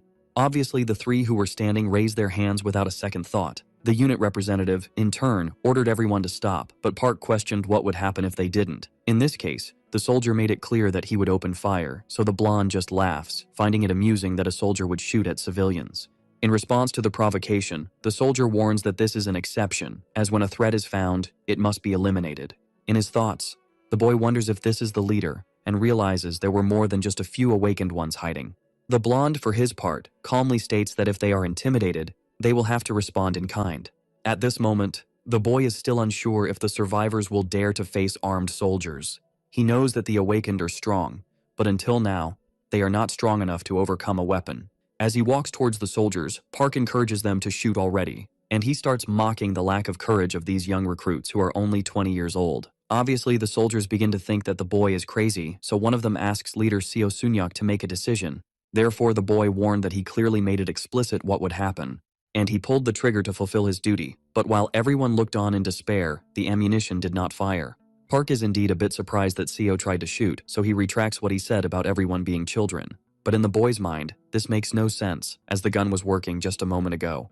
With a smile, the blonde explains that the gun is not broken and that the soldier will understand as soon as he learns about his ability. Park has the job of an arsonist, and one of his abilities is to interfere with the phenomena related to the flames around. SEO obviously is very surprised, and his subordinate warns that the weapons of the rest of the unit are also not functioning. Then the blonde explains that he can interfere with fire, and since rifles are also firearms that require combustion, they do not work. With so many soldiers around, SEO now understood that the group would not act rashly, having prepared during the conversation. And because of this, the two troublemakers praised their older brother quite a bit. However, Lee knows well that if things continue like this, the unit will fall soon. While disarming the soldiers, Park shouts for the whole squad to hear that everyone must kneel. But the soldiers talk among themselves that if the blonde's power is just fire interference, there is no reason to be scared. Therefore, one of them asks SEO what they will do, and the boy responds that, since there are 4 troublemakers, 4 soldiers will be assigned. He suggests using the numerical advantage in this situation, and the leader agrees, but with greater support for Lee's side. In light of this, Park warns that the number of normal people does not change anything when fighting an awakened one. But Seo simply ignores the boy and sends Hanil and Daewon to deal with the problem. In this case, Park becomes serious and states that he will kill some soldiers to set an example, starting with the most confident. However, before he even finishes speaking, a fist comes quickly in his direction, and without any chance to defend himself, the blonde receives a solid punch to the face. While still conscious, the blonde realizes he was deceived and that there is an awakened one among the soldiers. And, with the leader of the troublemakers down on the ground, everyone is very surprised. Lee also did not expect there to be an awakened one among the soldiers. And since the blonde was knocked out with just one punch, the soldier mocks him, saying that the man is very weak. The second, for his part, could not understand what made the blonde think he could act like that. And, in light of this, Seo admits with surprise that the unit is really getting strong. With this situation resolved, all those who do not need medical attention are released to return to the dormitories. Thus, Seo coordinates the soldiers under his command while the troublemakers are subdued. At this moment, Sergeant Hyung appears running, and Seo reports that nothing serious happened. Regarding the fight among the survivors, Seo warns that there were 5 other awakened ones besides the young lady. And they not only deceived but also tried to take the unit by force, even though they did not show much danger. Kwang soon notices the blonde who was at the meeting, and in the end, it was exactly as the hero predicted. For the 4 ended up making a move without knowing there was a trap. In any case, SEO warns that he couldn't find the 5th one, and about that, the protagonist appears carrying him on his back. After carrying the man from far away, our hero is already tired and is surprised that everything is already resolved. Then he throws the troublemaker to the ground, and Hyung thanks him for the good work. The hero tries to downplay the situation, but the military praises Shin's fighting skills, which are only improving. In light of this, the survivors are obviously scared, as this fallen man was Chan-jung, the strongest of the group. Hyung, however, believes the protagonist exaggerated, but our hero warns that he was as gentle as possible. The skill of discerning ingredients starts by cutting the airway and draining the blood, but the downside is that the thirst for blood is too high. Fortunately, the protagonist managed to switch to the preparation of fish lighting, which allowed him to knock out the boy alive. From now on, Shin will be able to subdue humans without killing them, and with everything resolved, Hyung is disappointed with the strength of the troublemakers. From everything he has seen so far, Kwang comments that the average level of the group is 3. Meanwhile, the military has about 6 people who have recently awakened at the same level. With that, Kwang comments on Shin's level, which has already surpassed 10, and about the token that is still with each one. Moreover, the statistics have a fixed increase the lower the level, turning a level 1 into a level 5 instantly. It is said that the efficiency will gradually decrease, but in any case, our hero thanks the group for their good work.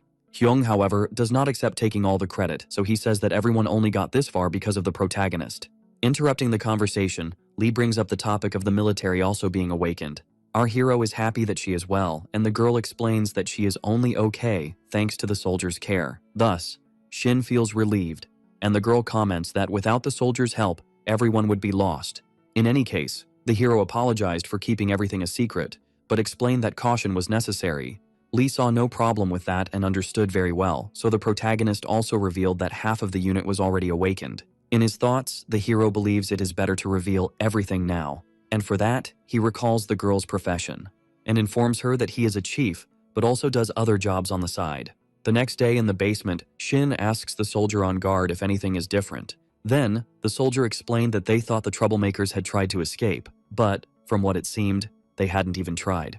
Shin questions where the room is, and the soldier points the way to the room at the end of the hallway. In this case, the hero asks where they should start the interrogation. The soldier asks if his lord will be fine on his own, then Shin replies that yes, as this is his specialty. Upon entering Mr. Chanjung's room, the boy was very scared, and therefore, the cook warned that he only came to talk. Without delay, the hero warns that he is there because he has some questions and asks if he will listen. Then, Chanjung kneels begging for his life and saying he will do whatever is asked. In light of this, Shin is a bit scared thinking that his punch caused such a big trauma. Thus, the hero explains that if the boy listens, he will not be beaten again. But before that, Shin takes out an ice cream and says that Chanjung will have to eat first. After leaving the interrogation, the protagonist is quite pleased with the effects of the confession ice cream. They make the person be frank and honest, and for that reason, the boy confessed that both he and his friends were criminals. It is said that the dispersion of information about awakening made it difficult to expand influence, so the group submitted to the blonde. Then, the criminal hid the fact that he was awakened and joined Miss Lee's group. But taking someone else's power is not an easy task. However, one of the group members was an expert at ruining reputations. In the end, these criminals were quite meticulous and were trying to expand their influence quietly. Chanjung also confesses that this is why the unit was targeted, as, besides being a big fish, it could also provide weapons.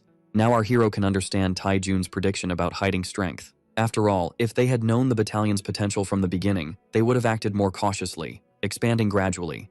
Taking survivors to the unit was a dangerous maneuver, and for that reason, the hero wondered what he should do with these people. Later, the lieutenant reports that he reassured the survivors, as requested. And there is nothing more important to comment on, as everyone is already quite calm. As expected from an officer, Shin is very pleased to have someone so useful and persuasive under his command. In any case, the lieutenant asks if his performance was good, and the hero confirms that it was. In this case, Kim nervously asks for some snacks as a reward. And in light of this, the hero becomes a bit worried about the withdrawal signs that are only getting worse. Not hearing an immediate response, the lieutenant apologizes, saying that 3 meals a day are already enough. But our hero agrees to prepare a snack to reward the soldier's work, which makes him very grateful. With that, the protagonist asks the lieutenant to sit in the dining room, and Kim hops away joyfully like a little child. Witnessing this strange behavior, the hero considers leaving the other 5 criminals in dependency as well. This is because they are just dead weight if left alone, and Shin is also not in the mood to kill human beings. Still, while cooking, he thinks he must take action soon. Later, Shin appears on the blonde's screen with a tray full of good food. And, upon taking the first bite, that serious and grumpy man smiles like never before. Naturally, the hero does the same with the whole group and receives the achievement of the reform, which is obtained when an evil group is subjected to the power of the kitchen. Additionally, the protagonist receives the title of Reform Cook, which increases the effect of food by 30% for monsters and evil people. So now these former criminals will join the unit as the newest members. The next day, the group salutes the other soldiers and helps with all the day's tasks. In light of this, Shin asks how the newcomers are doing, and Kwang informs him that they are adapting well, despite being a bit old. With that, everything seems to be resolved without issues, so the hero states that they will remain as newcomers until the end of the reform. At this moment, Hyung comes running in a panic to talk to Shin, and our hero asks the reason for this.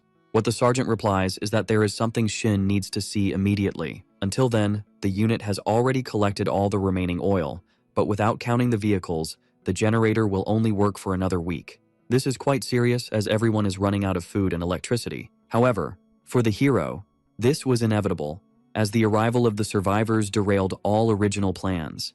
In this case, one of the soldiers asks what they should do, and Shin warns that they will prepare to leave the unit. Later, during the night, Hyung comments that he now understands why the hero asked them not to have dinner. This is because several beautiful and fresh dishes were prepared for the soldiers to suit all tastes. However, at the moment they took their first bite, Shin thought it was good to reveal that it was, in fact, lizard meat, thus turning the boy's excitement into total despair. Obviously, Hyung angrily questions why the hero is cooking lizard meat for them. But the hero explains that, until now, they have only fought against lizards that have weaknesses. However, according to the young lady, there are several monsters outside, including zombies and some humanoid ones. In this case, everyone must be prepared, and Hyung agrees, but he still doesn't understand why they have to eat lizard meat. Therefore, Shin explains that the unit's food supplies are almost gone, except for the minimum combat rations. The soldiers can still buy rye bread at the store and thus avoid starving, but this consumes points and is hard to cook. Fortunately, monster meat contains magic and therefore becomes quite effective. In the end, what the hero is trying to say is that eating monster meat is the best option. Hyung understands, but still states that many will not like this. In particular, lizard meat will be strongly rejected by the soldiers, as they all saw their comrades being killed in battle. And our hero knows this well, which is why he is managing everyone's mental state with meals. Otherwise, the entire unit would have already collapsed under severe trauma. And even so, Shin could barely keep the situation under control. Eating monsters that eat people will surely be something very hard to accept. But Shin stands firm and states that they cannot worry about that now. For, as he has already said before, the main objective of the unit now is survival. Therefore, they must decide whether they will be eaten by monsters or eat them to survive. And Shin seriously asks for the trust of his soldiers. The next day, Hyung called everyone to eat the special meal prepared by the hero. With that, the soldiers began to comment, relieved that they could finally eat something fresh, and some still doubted it was monster meat. But the moment they tasted it, all their conceptions changed, as it was not only better than expected, but also boosted their stats. Definitely an incomparable meal to any other they had before. In light of this, Hyung excitedly comments that the plan is a success, and Shin agrees, although some others are still unsure if they will eat or not. In this case, the sergeant asks the hero not to worry because he knows everyone will eat sooner or later. By the way, Hyung shouts for everyone to hear that they can't end the party like this, and so the boy asks to bring out the soju and the hidden beer. Soon, Hyung explained that at the end of every department meeting, he always hid some drinks, which got the battalion very excited. With that, the soldiers brought the crates with a good laugh, and the military gathering began. Shin was very happy, as it had been a long time since he saw everyone so joyful. Suddenly, Miss Lee appeared in the back, leaving our hero surprised. Then, the girl informed that she hadn't seen soldiers in the living quarters and came here after hearing a noise. Shin, for his part, tries to explain what is happening and says that it is not something they will impose on the survivors. After all, it would be quite problematic if the civilians thought that what is good is going to the soldiers and the bad to the others. Lee, however, had already heard about the monster meat and, although it seemed strange, she could understand. Because something like this is inevitable for survival. But, in any case, the girl has a request to make. And that request is, unexpectedly, to formally include all the survivors in the unit.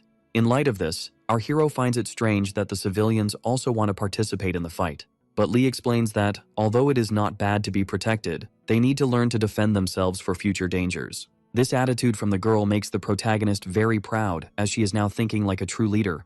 In any case, Shin says that this is still very sudden, but Lee warns that they have been discussing this since Chang's betrayal, which made a lot of sense to our hero since, if it weren't for their interference, the civilians wouldn't have been able to stop them. In this case, the hero asks if the girl considered the opinion of the others, and in response, she affirms that she did. Therefore, Shin still explains that they are graduated soldiers, which means that upon joining, they will have to follow orders from their superiors. But Lee doesn't mind, as from what she has seen so far, Lieutenant Kim is quite competent to lead them. The only thing the girl didn't know was that Kim was only like that because he was following Shin's orders. But the hero decided to explain that later. Now understanding Lee's request, the hero informs her that he will discuss it with his superiors and report back later. Then, Lee smiles and thanks him, stating that everyone will do their best not to delay the unit. After everything, our hero tells the others about the girl's request, and everyone is left in disbelief. SEO asks if that wouldn't be too much of a burden, as they are already having difficulties at present. However, it is a fact that they cannot simply leave the civilians defenseless to die as soon as they leave, and in this case, CO questions whether all the survivors really agreed to this, to which Shin replies that yes, and that they have already agreed to fight in the same war. Certainly, there are many risks involved, and the soldiers cannot predict what dangers lie ahead. However, they must join forces to protect the civilians and survive together. This is because it is their duty as humans and as soldiers, which already makes this debate closed. Later, the girl asks our hero to take a look at what she prepared, And since Lee produced so many military uniforms by herself, the protagonist thinks she was indeed serious. This is a set of military uniforms made from monster leather, with the combat command ones made from the chief's leather and the others from the regular ones. Lee explains that, as it was mentioned about the lizards having strong defensive power, the girl used that to her advantage. And although the scales are resistant, they are a bit thick, so the girl reinforced only the critical areas. In any case, she asks if our hero wants to try it on, and upon wearing the outfit, it grants various effects to our hero for being made by a novice tailor. The system says that the outfit greatly increases physical resistance and improves resistance to attributes. And the protagonist thinks this is amazing, especially when used together with the meal boosts.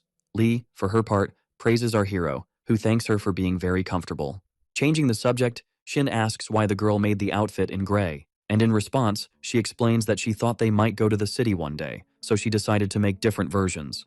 Moreover, the versions for the officer and the soldier are different, with the leader's version being somewhat more resistant. In this case, Shin quickly informs that he is currently the commander of the unit, leaving Lee confused. So, even though it's a bit late, the protagonist decides to tell her everything. Once the girl learns the secrets, she will be fully integrated into the unit. With that, our hero shares everything he knows with the girl, and since only the veterans know, he asks her to keep it a secret. Sometime later, outside the building, the soldiers gathered to check the uniforms. Naturally, they are very happy, as with this type of material it will be much easier to avoid injuries. Everyone seems excited, and the leaders thank the young lady, but she warns that this was only possible with the help of others. As the warriors need more defense, she made it so they could wear armor underneath. For the sword shooters, the girl added pouches for magazine clips. And, for our hero, who uses a sword, she added a sheath next to the belt. Lee also reserved those for the lieutenant and for Tae-jun, and our hero offered to deliver them. Changing the subject, the hero suggests that the girl make one of those uniforms for herself as well. This is because she is officially a representative of the survivors, almost like a squad leader. However, she questions whether being a representative of the survivors really means anything after joining the unit. And the protagonist replies that it doesn't, but he warns that they are actually about to leave the unit. To explain, Shin says that when they leave, there will be other survivors looking for refuge. And so, the military will need the girl to take care of those survivors. In this case, the girl understands and is happy to gain such an important position. And blushing, Hyung praises Lee, saying she is great and will do well. Shin, from his own experience, also affirms that the girl will adapt to the role. The hero also felt overwhelmed when he was suddenly appointed as leader, but humans are adaptable creatures. By the way, Seo hands a K5 model pistol to the girl. Normally, it is distributed to field officers or special cases, like order officers. When the monsters attacked, this unit lost the battalion commander, as well as the order officer and the military doctor, leaving these pistols without owners.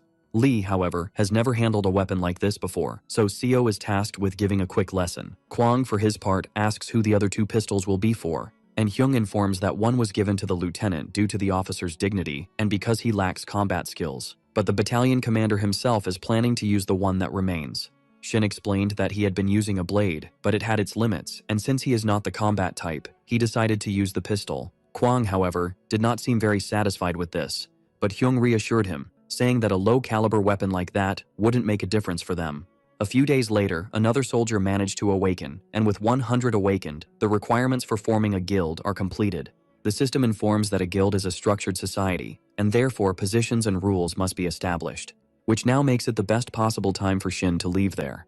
When the suggestion was made to abandon the base and depart, it was as expected, as many showed concern. Several soldiers argued that it would be dangerous for normal people to survive in the jungle with so many monsters around, and, even without direct objections, many others were trembling with anxiety. But if they stay locked in the unit, the military will eventually go crazy, and to ensure survival, it is necessary to leave. There were also those who understood the situation, like Hyung, who asked what they should do. And for our hero, the only possible choice would be to prepare another meal filled with courage. With all the survivors gathered, the hero thinks that it really is a lot of people, but it also seems appropriate. Thanks to the protagonist, everyone is united, and therefore, Hyung suggests they take the next step. There is still much to decide, so the system informs that the leader can appoint deputies to share the functions of the guild. Deputies may be involved in the administration and can communicate remotely via message. The name of the guild, however, has not yet been decided, so the system asks the hero to choose one. And, from what it seems, the military are the first to have a guild, which is not surprising, as gathering 100 awakened ones is very difficult. Moreover, they received the dragon's tooth as a reward for their achievements. But for now, the hero decides to focus on appointing deputies and giving a name to the guild. With a megaphone, Shin says that, as everyone knows, the guild has grown to 100 awakened members. They are the first in the country, and for that reason, the protagonist congratulates everyone. As long as they get stronger, they will advance with confidence. But before leaving the base, there are a few things that need to be organized first.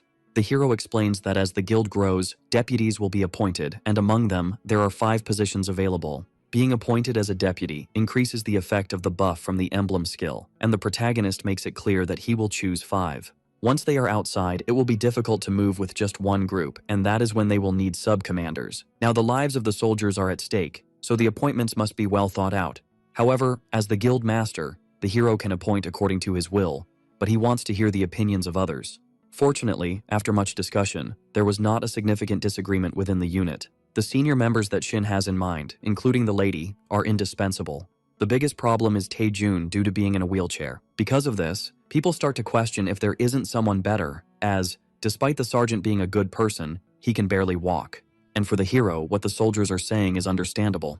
In this case, Shin informs that Sergeant Park Tae-jun will not leave the base. Obviously, the military gets irritated because what was just said was that they would be leaving. Even the seniors were confused, and Hyung questioned Shin. Then, our hero explained that the mountains were the only base of the group, so if all the troops left, they would lose the occupation effect. Moreover, the previous message stated that as long as they maintain territorial control, it would be possible to earn occupation points, and the more they control and for longer, the more they can earn. At the moment, the military still does not know what these points will be used for, but it seems that this game is about territorial battles. Tae-jun, for his part, asks for the megaphone for a minute, and upon receiving it, he informs that, as everyone already knows, his job is as an astronomer.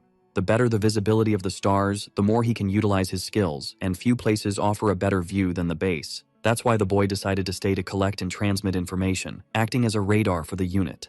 And besides him, 7 other soldiers stayed to be part of the detection squad. Thanks to the boy's speech, there were no more objections, and thus the 5 awakened members of the guild were chosen.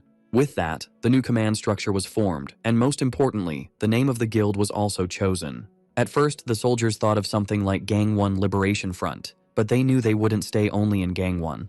In this case, another suggested they be the Knights of the Round Table, but his colleague thought Steel Unit sounded better. This is because the first monster they faced was also a steel lizard. But after a long discussion, the name that pleased the most was Steel Legion. Now that they are ready to depart, Hyung asks where they should go, and Seo suggests east and west. In this case, Hyung remembers that the western region has large cities like Chuncheon, with a lot of territory. Moreover, there are other military bases in that vast area. But on the other hand, the eastern region of Yeongdong has the unit of superiors and is close to the sea. In this case, the question remains whether they should expand to a larger territory or seek the superior unit, which makes it quite difficult to choose. So Shin has the idea to let Tae-jun decide. A few days later, at the beginning of the night, everyone gathers to leave the unit, and among the sub-commanders and their many subordinates is Shin. The day before the unit's departure, the other high-ranking officers were discussing that they had not yet dominated the entire mountain area. Because of this, they prepared a map to assist in the conquest. Hyung, for his part, commented that he thought it would be good to familiarize himself with it before leaving. But Kwang questioned what those parts marked with an X meant. Then, the sergeant explained that these were the places where monsters had been seen recently, and Seo couldn't hide his surprise at knowing there were so many of them. Probably considering they still faced some daily, the number must be really high. In the end, the mission was becoming a headache, as instead of decreasing, the number of monsters was only increasing. Moreover, there are recent reports of monsters with bizarre forms beyond the lizards, and without knowing the weaknesses of these monsters, it becomes impossible to deal with them without mercenary-level firepower. In this case, Hyung questioned how the girl got to this unit and if there were any obstacles along the way. Then she explained that there were monsters, but not as many as were being mentioned now. Throughout the journey, the girl had to deal with only 1 or 2, and they weren't the lizard type. But since Lee was able to take them out alone, Hyung believes these monsters won't be a problem. In light of this, Shin suggested that this would be the effect of the boss, leaving everyone quite curious. It is a fact that they found survivors 2 days after defeating the boss. It happened that they entered the mountain range just when the number of lizards was much lower than normal.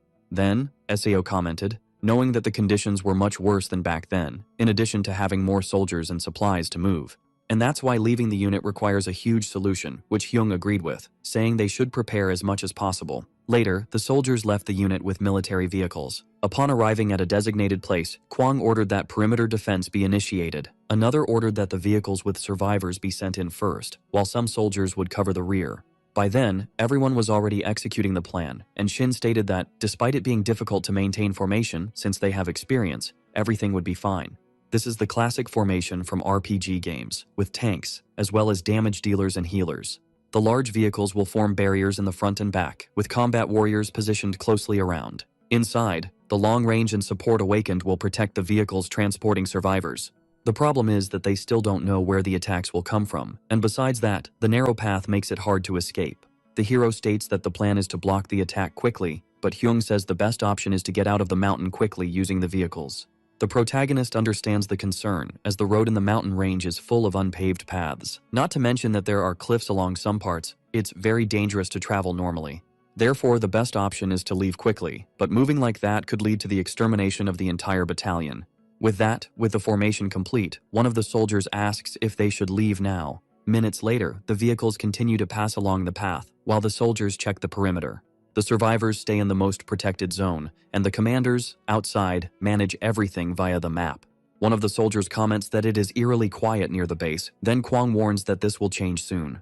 There is a territorial effect, but a strange noise indicates that this is about to end. The soldier questions, scared, if the sergeant heard it, and Kwang affirms yes and orders the boy to inform the main unit. While the soldiers run out, the lizard monsters also rush in droves, completely surrounding the vehicles. At this moment, all the survivors are inside the vehicles, and therefore, Shin orders the military to form up like in the base. With a shout, Shin tells the soldiers to focus on the weak points to conserve energy and instructs them not to use rifles because of the noise.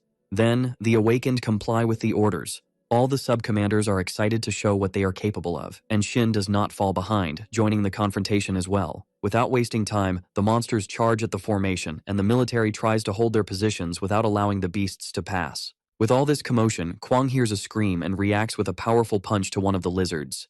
Quickly, he moves and attacks two others, saying that you have to be at least a boss to be in his book. The boy completely takes out the beast with his punches and throws it away. But what he didn't expect was that there would be others, ignoring and using the bodies to climb onto the vehicles. Hyung, for his part, is also not idle, and therefore saves a comrade with his electric ability, and he shouts not to rely on the barrier, but rather to push the monsters back to hinder their climbing. During the fight, one awakened defends with a barrier, and another struggles to keep the beasts from getting close to the survivors. Despite being surrounded, the soldiers are still managing the situation. But on the inside, the survivors can only hear the terrifying sounds of war and tremble in fear. In light of this, Lee remembers that he is there to help and comforts the civilians, saying that the soldiers will definitely win. Outside, the sergeant wraps one of his beams in a black cloak and takes down the beasts in his path, throwing one of them, now lifeless, onto the others who are trying to climb. However, despite achieving this small victory, the war is still far from over, as another swarm is already beginning to approach from afar.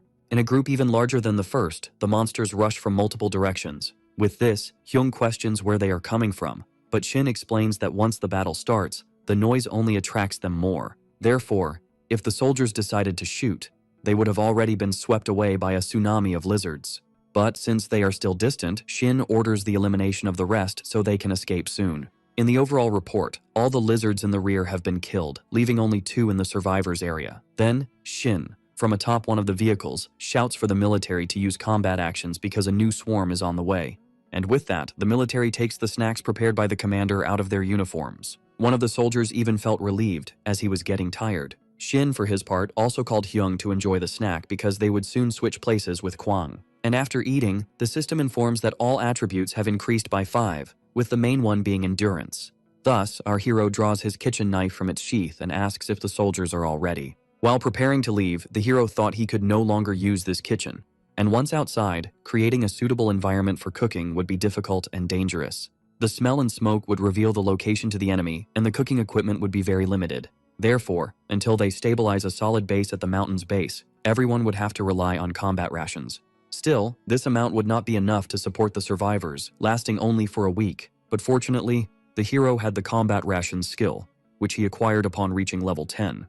Combat rations have lower stats than regular meals, but they also have a long shelf life and optimal caloric density. As everyone was on the move, dehydrated meat would be perfect for its portability. And besides, there was no shortage of lizards, so Shin thought he should eventually be able to turn packaged lunch into combat rations. Back in the present, it is ordered that everyone reposition and that the injured soldiers rotate. Moreover, this needs to be done quickly and a barricade must be made around the vehicles with the bodies of the lizards. Shin soon orders the team leaders to check their members and report the damage. Then, the hero runs out, telling Hyung that he will be back shortly. The fixed increase in stats and the increase in physical endurance from the jerky are useful, but still not enough. Because of this, Shin went to Lieutenant Kim, which left the officer very surprised. Without much delay, the hero informs that now is the time for Kim to use the commander's skill. But, despite understanding, the lieutenant comments that he is still a bit nervous. In any case, he decides to try, and as he unleashes his power, he shouts for everyone to prepare for battle. This creates a command order and resonates with all the soldiers in the area. The skill temporarily grants allied military the battle-ready effect. When fighting in formation with a certain number of allies, combat efficiency increases, and they become immune to confusion. This increase in strength from the lieutenant raises the allies' attributes by a certain percentage, and it relates to the fixed attribute increase from meals and the courage effect. At this moment, the monsters begin to invade, and therefore all regions start to be monitored. The battle is very difficult, but the military tries to hold on a little longer, confident that they will be able to escape. Each one deals with one or more monsters, but one of them fares worse and receives a precise blow to the abdomen. With that, Shin appears from above and drives his knife into the chest of one of the beasts. Then, he continues advancing and attacking all that come into his path. One of them tries to cut our hero in half, but he manages to dodge and counterattack quickly. With this, the protagonist thinks that the buff effect is incredible, and that now they should be able to overcome the crisis safely. But the person who is being praised the most is Lee, and at the moment Shin realizes, he sees that the girl is dealing with 5 at once. So our hero smiled, believing that she must have felt trapped inside the vehicle, but in any case, now was the time to put an end to this. The lizards that are not too damaged in turn will be used as food, and a commotion begins in the unit due to some severely injured soldiers. Kwang is taking care of the monsters, so Seo Hyuk is in charge of checking the area. Hyung is tasked with checking the survivors and ensuring a safe route, because the battalion needs to leave before sunset. With that, everyone understands their roles, and the hero puts away the knife for a minute. In total, there are about 10 injured, but fortunately, it seems that everyone can be treated. And, thanks to the hero's meal power, the soldier who was reporting the situation sincerely thanked him. But still, the protagonist knows he has a lot to improve. Shin's skill level is insufficient, so he can only make jerky for now, which is the most primitive form of combat ration. However, the fact that the effects could get better only excites the soldier, who praised him to the point of feeling a bit scared. Moreover, there are over 100 soldiers, and it is said that the effect of the meals increases proportionally with the number of people eating. In any case, the military needs to move soon, so the hero orders the boy to make space in the vehicles for those who cannot move. Now that the issues around there are more or less organized, Shin goes to a car that is having problems, and upon arriving there, the soldiers inform him that they cannot recover the vehicle. In light of this, our hero says it's a shame, but he also asks about the situation of the other vehicles, which, being quite sturdy, the soldiers report are still functioning. In any case, Shin is not very happy because they have barely started and it's already difficult. Additionally, the soldier warns that they cannot fully trust the vehicles, as they are not armored or tanks and can be destroyed. But at the moment, there is nothing they can do about it, so the ideal now is to find some used materials. And for that reason, the soldiers decide to give up the vehicle to salvage the parts. Later, night falls, and with everyone gathered, some people eat while others keep watch. For now, the guild deputies join our hero to discuss new strategies based on the map. After a long night, day arrives and the soldiers continue on their way to the new region. But at this moment, a soldier runs and shouts that Shin needs to see something. Upon seeing this, the hero asks if he found something, and the boy says yes. When they arrive there, Kwang is already investigating, as a part of the metal fence has been completely destroyed. Shin wonders how this happened, and if it was the lizards from before. Then, Kwang agrees that this was the case, but to the hero, it doesn't seem like an accident at all. In this case, he sees some tire marks and remembers the soldiers who were sent outside.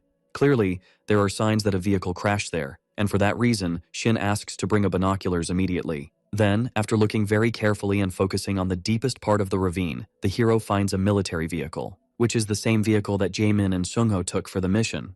These are signs of a vehicle collision, so our hero tells everyone what he just discovered. And, upon learning that this is where their friends died, the soldiers are quite shocked. Shin, for his part, questioned what the hell happened there. The first lieutenant made a huge mistake by allowing that mission, and even being volunteers, the hero thought he should never have allowed it. At that time, They weren't even awakened, and therefore were defenseless against a monster attack. This made the protagonist think that if the two hadn't gone down the mountain, they would still be alive. The bodies, however, were not being seen, even though the soldiers had died nearby. In this case, Kwang suggests that they survived and went somewhere else, but Shin knows that falling from that height would injure even an awakened one, which ends up making our hero think that the two unfortunately became lizard food. Shin truly feels sorry for the two, but now this is the most likely hypothesis of all. The hero continues to have a bad feeling about this, and he keeps sensing that something worse is going to happen. But, in any case, Shin knows that the unit doesn't have time for that. Later, Hyung is surprised to find no bodies, and the hero comments that he couldn't understand the reason either. In any case, for now, they need to continue producing combat rations because there aren't many left.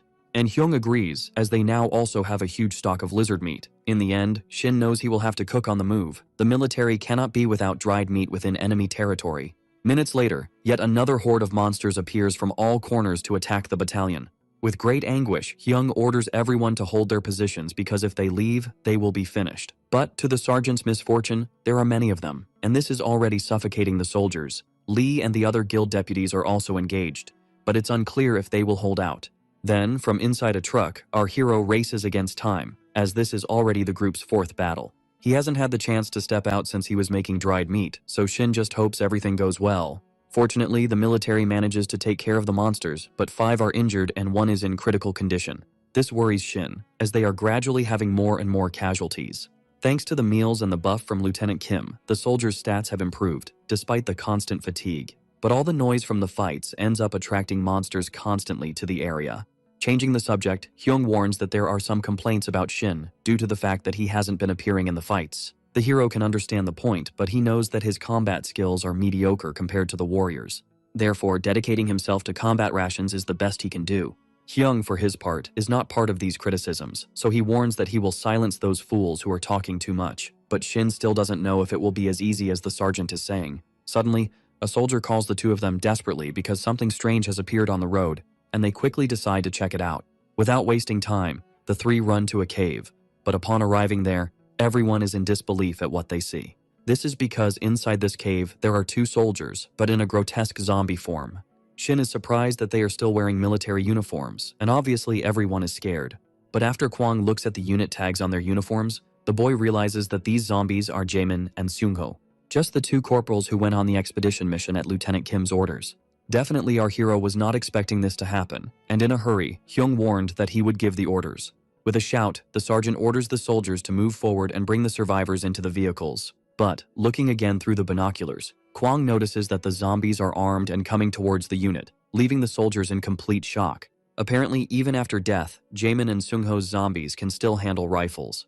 Without wasting time, it is ordered that everyone duck to prepare for the interception of the shots. After a lot of commotion, the zombies start firing at the military, who, fortunately, are managing to defend themselves with tactical shields. However, several shots hit the vehicles, and one of them hits Minchul right in the chest. Our hero is desperate about the situation and warns that he will call a doctor as quickly as possible. However, despite the pain like hell, the boy holds Shin and says that the uniform saved him, which leaves the protagonist very relieved. Obviously, the soldiers ask Shin to check more carefully, and the hero is very satisfied with the quality of the suits. Even with the chaotic gunfire from the zombies, no fatal injuries were caused. However, the monsters continue to advance, but now unable to shoot anymore. In light of this, the soldiers comment among themselves that the zombies are most likely out of ammunition, and Hyung laughs at the thought that they don't have the intelligence to reload the rifle. In this case, the sergeant orders the squad of warriors to attack before the zombies can do anything. Kwang leads the charge and 2 others join the battle, but unexpectedly, the soldiers take down the zombies very easily, and in just a few seconds the situation is completely resolved. However, Kwang still feels a bit bad about having to fight against comrades who have become enemies. At the end of the battle, Shin and Hyung conclude that the situation is resolved, but they are also shaken. However, at that moment, a whole flock of crows took off, flying and screaming as if scared of something. Everyone began to wonder what was happening because the mountain suddenly became restless, and the military could feel the vibrations in the ground. In light of this, Hyung questions if this is what he is thinking, and the hero confirms, as, due to the gunfire, all the monsters are coming. In this case, the sergeant questioned what they should do then, and knowing that the unit has no time to hesitate, the hero warns the battalion that the strategy of moving carefully ends now. With that, the shooters are ordered to prepare alongside the mages, who must remove the restrictions on firepower. At this moment, it is necessary for the unit to use everything they have to survive. For the long-range awakened, Shin sends them to Truck 2.5 for support. As for the warriors, they are tasked with running at maximum speed and eliminating any monsters that appear. The hero warns that if they can get out of the mountain range, they will have a great chance of survival. This makes everyone rush to their positions as quickly as possible. The hero goes to the driver, who informs that it will take 30 minutes to leave, so Shin warns that he will place a shooter in the passenger seat. With that, all the soldiers, except the warriors, begin to board the vehicles, and the shooters position themselves on top of them. Then, while everything is getting organized, Shin prepares himself, as he is determined to leave this place alive. However, this would be the biggest battle for the unit so far, as in addition to the lizards, monsters of all types and shapes were approaching. At the moment the monsters arrive, the warriors already begin to face the first ones that appear, and from a distance, the hero shouts not to let the front of the vehicles be blocked. The warriors hold the path ahead, and with a powerful advance, Kwang orders everyone to step back. This is because he made a charge, knocking the monsters down like bowling pins. After defeating them, the boy warns that the vehicle is slowing down, and, therefore, he asks for help from the other warriors. From atop the vehicles, the shooters are doing their job, and Hyuk asks for more ammunition. In response, the support soldier warns that he will bring it right away. But suddenly he realizes the new horde of monsters descending the ravine. These are wolf monsters, and because of this, the soldiers become cautious due to their frightening appearance. Then, one of the soldiers calls the hero to see what is happening, because these seem stronger than the lizards. And upon encountering that, the protagonist is completely in shock. The monsters have 6 limbs and are so fast that the warriors are having difficulty getting close. Moreover, they really seem very hungry. It is a fact that these are much closer to wild animals compared to the lizards. In this case, the hero questions what they should do, because moving the forces with the vehicles will be difficult, but at that same moment, he has an idea. On the front line, the warriors using barriers are doing their utmost to prevent the monsters' advance. And because of the strength of the wolves, one of them warns that he won't be able to hold on for much longer. But before the worst could happen, suddenly several pieces of meat are thrown, and at the moment they pass around the wolves, they divert their attention and grab the food. The fact that the wolves are paying more attention to the lizard meat surprises a soldier, and since they still have plenty of stock, our hero warns that he will continue throwing the meat out. However, the behavior was no different from what the protagonist expected. Initially, the monsters surrounded the group as if they were going to eliminate them, but calmed down as soon as they saw the meat. With that, it becomes clear that they are different from the lizards that plan their attacks properly. If there is food in front of them, the monsters go after it, and if Shin uses this time to discover weak points, the unit can easily win. By analyzing the ingredients, the low-level cooking secret reveals the weakness of the wolves. When distracted, they become extremely fragile and disunited. The lizard meat, in turn, is working perfectly as bait, and in the meantime, the shooters finish them off. After some time, the military manages to overcome this new crisis. Then, Shin thinks that if they use the lizard meat, they can trick other monsters in the same way. And thanks to this plan, the unit managed to calmly overcome several crises that continued to appear. By adding the chef's special sauce to the lizard meat, Shin was able to further enhance the distraction effects, and they also discovered that the higher the quality of the dish, the stronger the effect. After attracting the new monsters with the meat, the hero uses his chef's eye and warns about the weak points to the warriors. This time, the weak points of the horde are the legs, and therefore, everyone follows the sergeant's directions. So, once again, the battalion manages to control the situation calmly. Later, the unit continues advancing, and some can already see the end of the mountain path. In light of this, some are worried, while others are relieved, and, unlike most, Hyung is extremely excited. However, despite also being excited about it, Shin cannot express this. In his mind, the hero thinks that he may have overdone it with his abilities. This is because his eyes are hurting and his head is spinning. So, for the first time, the protagonist feels the sensation of running out of mana and collapses unconscious on the ground, leaving the entire battalion completely desperate about the commander's situation. After some time, our hero wakes up in a bed, after a while sweating cold, and beside him is Hyung, who asks if his colleague is okay. Then Shin replies that he is not and feels like he is dying, but in any case, he asks where they are now, and Hyung explains that they found an empty cabin and decided to set up camp next to it. Getting to the point, the sergeant offers the hero a porridge he made using the combat rations, but the hero realizes that the boy simply threw everything on a tray and boiled it. Hyung, in turn, informs that as soon as they left the mountains, monsters appeared, but the unit managed to handle them. In this case, Shin asks if the sergeant remembered to bring the monster bodies, and he confirms that yes, because he already knows that meat and skin are valuable resources. At the moment, Kwang and the others are outside recovering them, and Lee is part of the resource production. Everyone is working hard, and at that moment, a soldier appears to inform that the exploration team has returned. In this case, Hyung asks the hero to continue resting while he takes care of this. But Shin stops him, saying that now it is he who must get up and handle things. Initially, Tae-jun wanted them to go west, because that would be where they would have better luck. But going in that direction seems like a suicide mission for Seo Hyuk, as from what he saw, that place was basically hell. The chaos caused by the monsters attracts even more monsters, and humans killed by them turn into zombies. At this moment, the village is completely filled with zombies and beasts, which is quite bad. In light of this, Shin understands that entering this monster's nest would put them at a huge disadvantage. Moreover, the various buildings and vehicles will limit the unit's visibility, and it won't be easy to move beyond the roads. However, the military still does not give up on going to that area, as Shin suggests they go after strengthening their forces and healing the wounded. Now, the 2 healers from the guild can barely keep up, and if more people get hurt, the soldiers will die. In this case, Hyuk questions what they will do, and our hero begins to think about it. Then, suddenly, he has the brilliant idea to go to the unit's own barracks, and Hyung agrees right away, knowing they will have many useful resources to collect. Unlike urban areas, the barracks are in an open field and not too far away, making the trip safer. Now that they are in the field, securing a base of operations is crucial, so this is definitely a place that can serve as a base. Finally, our hero suggests that they make a plan before sunset with all the high-ranking members. And in the end, they decided not to take all the troops at once, but rather to split into 3 squads with a captain in each. As it is not possible to use firearms, the shooter will stay in the cabin. Additionally, they need to conserve the ammunition that is already running low, and Hyuk does not disagree.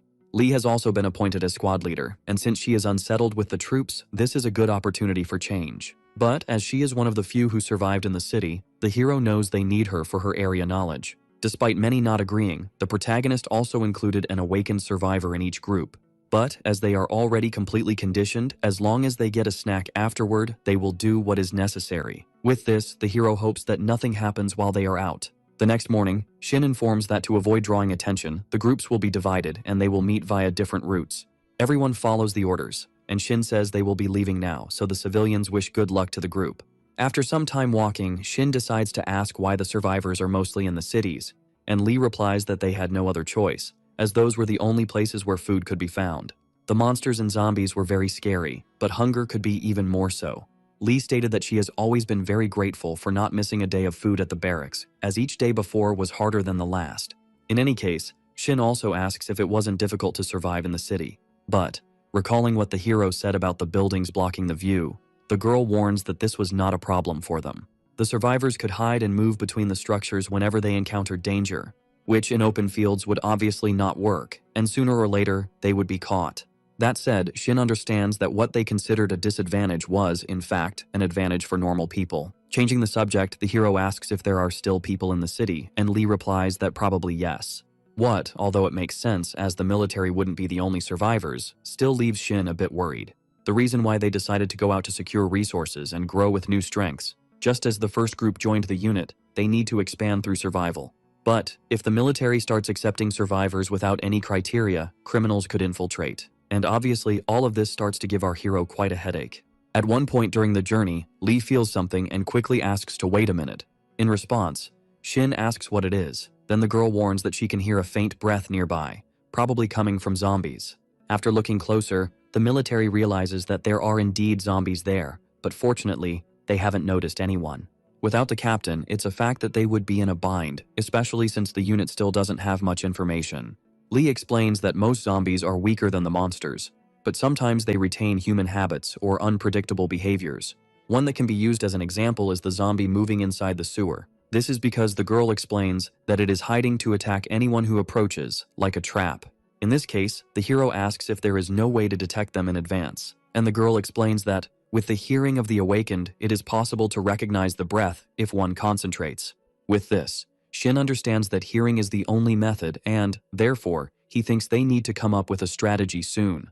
Minutes later, the hero explained to the unit everything he had learned. And now, asking for focus, he tells everyone to gather their equipment and weapons in one place, preferring large swords. As things will get complicated if everyone goes together, only the captain and a few others will go with the vanguard group, while the rest will take care of the barracks area. With everything ready, the protagonist orders his group to move, and quickly they enter the location. Inside one of the buildings, members are separated into two piles, and before they advance further, they can hear the sound of the zombies breathing from all directions. A bit worried, Hyung warns that there are many of them and that it's hard to detect their positions. Moreover, Lee comments that she has never seen so many zombies together in her entire life. And, to make matters worse, Shin's former superiors are among the monsters. Understanding that the mission seems very risky, the hero thinks it's better to retreat, and Hyung agrees. But at the moment the hero was about to order Kwang to go first, a zombie flew towards the boy. It came very close to ending the officer's life, but fortunately, a knife struck the zombie's neck. In response, everyone was very surprised, as the person who had that quick reaction was our hero. With that, Shin shouts for them to leave quickly because the zombies are coming in mass. And while the chase happens, the hero just warns them not to slow down. After all this confusion, fortunately, the group manages to exit the base. But the fact that that zombie is actually Sergeant Park from the battalion draws a lot of attention. So, the hero explains that he knew this zombie, and that even with different forms, it is still possible to recognize it. Hyung, for his part, knows that, despite everything, they are still the boys' superiors, so there is a great chance that the soldiers will be shaken in a fight. And thinking about it, Shin remembers that it has been a long time since he has had comforting and relaxing meals for his companions.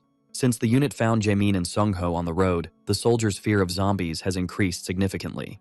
In this case, Shin said he thought about investigating elsewhere, but decided that they still needed to check the barracks. And all of this is due to the management of mental health, which obviously at first no one understands. The hero explains that the soldiers' fight is temporary, but there may still be survivors who can be saved. And Lee knows that something like this would definitely boost the battalion's morale and courage. Hyung, for his part, still thinks this plan is a bit crazy, but the protagonist explains that, unlike investigating without any objective, the rescue will have a meaningful purpose.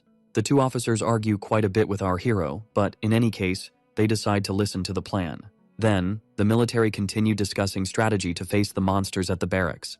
However, since these buildings are basically dungeons, the hero knew it wouldn't be easy at all. In this case, Hyung suggested bringing all the mages to bring down the place with maximum firepower, and unexpectedly, our hero decided to consider this option, but only as plan B. But before explaining plan A, Shin called the boys to eat a bit of food first. While cooking, the protagonist thinks that their combat power is not inferior to that of the zombies, but a simple increase in statistics won't help in this situation, and that's why what is being cooked is alivore ears. It is said that they help determine the location of predators and prey, so it should help understand the zombies. Additionally, the hero infused calm emotions into the meal, and since the dish was made with magical ingredients, it contains amplified effects. Sometime later, the soldiers begin to eat and are quite happy that it tastes exactly like pork neck. All the soldiers' statistics increase by 5, and the hearing magic is activated.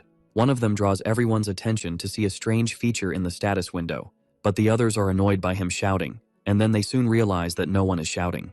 Temporarily, the soldiers acquired sensitive hearing, and before this could cause a fight, Shin understood it was time to leave. Running wildly through the city, the soldiers can hear the noise of the zombies before they arrive, and thus, they intercept the monsters with powerful attacks, not giving them a chance to defend themselves. One of the soldiers shouts, warning that there is another in the wardrobe, and another asks him to be quiet. Now, the soldiers can determine the enemy's location just by sound. Lee even finds it hard to believe, but there is the downside of their ears hurting quite a bit. In this case, the hero thinks that the brain functions must not be prepared for enhanced hearing, but since they are just zombies, simply locating them will keep the unit safe, and at this pace, they will finish quickly. Suddenly, a zombie appears without anyone noticing, but fortunately, the protagonist manages to defend against the advance, stabbing a knife into the monster's head and making it fall lifeless to the ground. Unexpectedly, some zombies are starting to attack silently, so Shin thinks they have been there too long. With his order, the hero tells the group to move to the officer's building on the next floor, and if all goes well, the unit should be able to complete the mission without problems. Upon reaching the other floor, the hero is surprised to find Hyung already there. Then, the boy informs that the protagonist is late, and Kwang reports that they have taken care of most of the monsters. At this pace, the soldier says he almost feels sorry for the zombies because they have no combat skills. But there is still one left, who is the commander of the unit, Major Kwak Han-jung. Shin is obviously very scared to see the highest-ranking person in the unit like this. Kwak was different from the indecisive Lieutenant Kim, being a soldier among soldiers, and everyone recognized his skill as the commander. Thus, the hero informs that he wants to personally say goodbye to the battalion commander. And everyone agrees because, as the guild master of the Steel Legion, it is Shin's responsibility to resolve this. Although a bit worried, the hero draws his blade and begins to approach the monster. Then, a fight between the two begins, with the major taking the initiative in the attacks. Shin can perceive that his spirit is definitely different from the other zombies. But still, the hero manages to finish him off very easily in just one move. Even in a situation like this, the hero thinks he will never forget the military spirit that the commander showed them. Thus, as he decapitates the monster, he commits to building this guild under his command, and to transform it into a powerful organization, protecting it at all costs. Later, along with all the soldiers present, the unit holds a burial ceremony for their fallen comrades. With all the zombie bodies together, the fire cremated the monsters, and everyone felt great sadness. This is because all those who died were excellent soldiers and excellent friends. Then, our hero bids farewell to his companions, wishing that they rest in peace. And since they have already held the funeral, he advises the others to focus on those who survived from now on. After they finish the farewell, the work to transform the officers' quarters into the new temporary base truly began. The group led by Hyung was tasked with completely erasing any trace of zombies in the place. Meanwhile, the survivors led by Lee went to fetch water from the stream near the accommodations. As for Kwang's group, they went to gather wood and light torches before sunset. And finally, our hero discussed with Seo Hyuk about needing to create a defensive perimeter similar to the base. As shown on the map, ensuring the line of sight for the mages and shooters is the highest priority. So, they decide to start immediately. Later, Shin mentions that he would like to throw a party like they did before leaving the base, but it won't be possible yet. He turns and knows that everyone is disappointed and understands that leisure is necessary. But the important part starts now, and the military needs to decide the next destination for the guild. In this case, Hyung touches the hero's shoulder to take care of that part. He states that, as everyone already knows, the battalion came there to expand, but for now, they have no resources even to survive. Therefore, the boy put together a list showing everything the unit needs at this moment. One of the soldiers, however, has a question, and it's about the lack of food, because since they arrived, they have collected a lot of meat. Clearly, the boy is right, but just meat is not enough to nourish a body. Shin, for his part, is unsure how powerful his mana is, which appears in the bodies of the awakened. But it is uncertain whether it can maintain health even with the lack of nutrients. In this case, Hyung warns that they will be fine eating meat for a month, but there's no way to know what will happen afterward. That's not all, as they are also out of fuel and ammunition, which they need for obvious reasons. Thus, Hyung warns that this is the time to present ideas to solve the problems. And then Corporal Lee Gongwoo raises his hand because he has an opinion on what to do, but he suggests that the military needs to secure more crafting materials. This enters the discussion in a somewhat confusing way, and that's why Kwang asks for the reason. In any case, the corporal continues to hold his opinion, as he is sure it will help. Thinking about this, our hero also wanted to collect some materials in the past because of the vehicles. And, for Shin, if they had resources, they could clearly have done something about those that were thrown away. Given this, knowing that the corporal's job is combat engineer, the hero tells him to go out and explain to the rest of the group. Gongwoo's argument was quite persuasive, but the problem is that gasoline and food are still more important. But the idea of securing materials that are easy to obtain to continue moving safely is also great. What is being discussed is about manufacturing and modifying war machines. Vehicles that will not be overloaded by monsters can have some enhancements, like thorn barriers. And Hyung agrees, because if the vehicles were reinforced, they really wouldn't need to move so cautiously. In this case, Shin questions whether a combat engineer can make this type of modification, and the corporal replies that, with enough time, yes. In a way, combat engineers also do this type of production, which is exactly the concept of putting armor on vehicles. And, if Shin's prediction is correct, production works are stronger than expected in this game. In any case, the hero warns that he will reject it if the corporal is just trying to test his skills. But Gongwoo stands by his word, believing that this is the most important thing at the moment. Thus, the protagonist says that it is already enough and asks the corporal to give his best. Now, other things are also important, but Shin was convinced that this was the priority. So, at the end of the day's activities, the hero comments that he will inform them about what they decided later, and everyone is dismissed to sleep. Later, Shin lights a fire to cook and believes he will have to ask the others to help set the tables. The kitchen in the barracks is useless without electricity and water, but this makeshift setup isn't too bad for them to have dinner.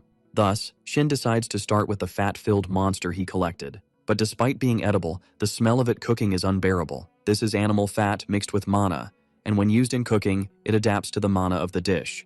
For the hero, the ingredient is the most powerful in the culinary world because it makes anything delicious when fried. Then the ingredient is ready, which is simply the famous cooking oil.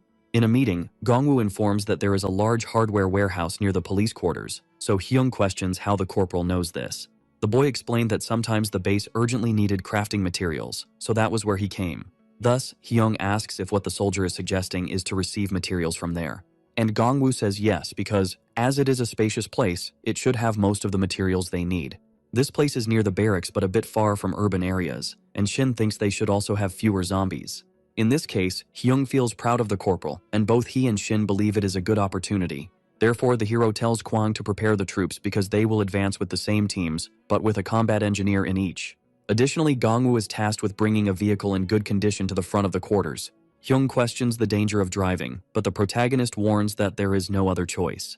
This is because they need to move the supplies, but Shin assures that they will move with the utmost care. Later problems begin, and the hero asks how many injured they have. Then it is reported that there are 3, and that fortunately, no one is in serious condition. Since they are out of danger, Shin tells the boy to focus on treatment and Kwang to ensure the safety of the path. At the moment, the soldiers are at full speed, and Gongwoo keeps stepping on the accelerator. The guild managed to minimize the noise of the combat as much as possible, but they couldn't foresee all this damage. As expected, traveling on the roads is still dangerous, but generally, the monsters compete with each other for prey, which, unfortunately, is completely different from the zombies, who walk as if avoiding altered food. With the same formation as before, the warriors clear the way for the truck. And upon arriving there, the soldiers realize that the warehouse is indeed huge. The interior, however, is probably empty, and Shin thinks it's good to start moving soon. Thus, he orders Lee's team to secure the entrance of the warehouse. The combat engineers will explain to the soldiers what supplies they need, and the others would just do the manual labor, which began with a shout of advance from the hero. But, unexpectedly, upon reaching the entrance of the place, everyone was surprised because the warehouse was a mess. In light of this, Shin told the others not to worry about it because they just needed to grab the materials and leave. Thus, it is also ordered that the soldiers keep the entrance clear to be able to take things to the truck. First, the steel plates are taken, and since many of them are on the ground, extra care must be taken to carry them. However, while the soldiers were organizing things, a strange sound was heard by everyone. Both the combat engineer and the others managed to hear it. And, as the sound indicated that there was something in the warehouse, Shin ordered everyone to prepare for battle. With that, the soldiers drew their weapons and rushed into battle, but suddenly, the metal plates began to move. And everyone was very scared by this, because there is a black energy swirling behind the warehouse, sucking in the metal plates. Then, little by little, they begin to come together and take the shape of something much larger, revealing that, in the end, it was actually a huge monster that was hidden. The beast roars, and just the resonating wind is enough for the soldiers to understand that the monster is incredibly strong. Both Kwang and the others have never seen a monster like this before, and thus, the sergeants are frightened. But, having gone through so much until now, the hero believes in victory, thus sending the soldiers to their battle positions. With all the force of that roar, the warehouse windows shatter, and Lee, who is part of the gate guard, cannot remain inactive. While running, she only wonders how big this monster is, but when she sees it, she realizes it is even worse than she imagined. With just one blow, the monster manages to defeat 5 soldiers, and for that, Hyung shouts to use the jerky. Kwang in turn is in a direct confrontation, but since the beast body is made of iron plates, the attacks do not work. With one attack after another, the beast continues to brutally defeat the soldiers, and even the buffs from our hero's meals are not helping the soldiers at all. In the end, the monster was much stronger than Shin could imagine. Without wasting time, the beast continues to attack from all directions, causing tremors in the ground. And as the soldiers are sent flying, the hero understands that at this rate, they will be annihilated. That's why Shin decides to use the monster bait, because it worked well when they were descending the mountain. But at the moment he throws it towards the monster, he simply discards all the dried meats. Completely in shock, the hero questions what happened and if, perhaps, the food did not please the monster. But Hyung quickly warns that they won't be able to handle this and that they need to retreat now. Then, our hero agrees and tells everyone to leave slowly to avoid an attack from behind. Moreover, the injured were a priority to get into the vehicle. And while fleeing, our hero thought about making this monster regret wasting so much of his food. Fortunately, the monster cannot chase the soldiers, so this is probably its territory. But still, the soldiers have quite a problem and need to return as quickly as possible. Back at the camp, one of them suggests leaving the matter of collecting materials aside. This is because it is not worth the risk of sacrificing several soldiers for something like that. Kwang also agrees, but he asks if the hero managed to identify any weakness in the monster, and the protagonist says yes, but this time, taking it down will be much more difficult. In any case, Lee asks what the visible weakness is. What the system indicated was that the beast used metal plates to protect its abdomen, which is more fragile than the rest of its body. Therefore, they need to remove the iron covering the weakness to access the dark core. However, what was said was correct, because the materials were not that necessary and could be found elsewhere. Despite this, Shin is quite irritated with this situation, as the monster did not eat his meats even though it is a carnivorous type. Since the beast is a living organism, it must eat something, but the hero still does not understand the reason for that rejection.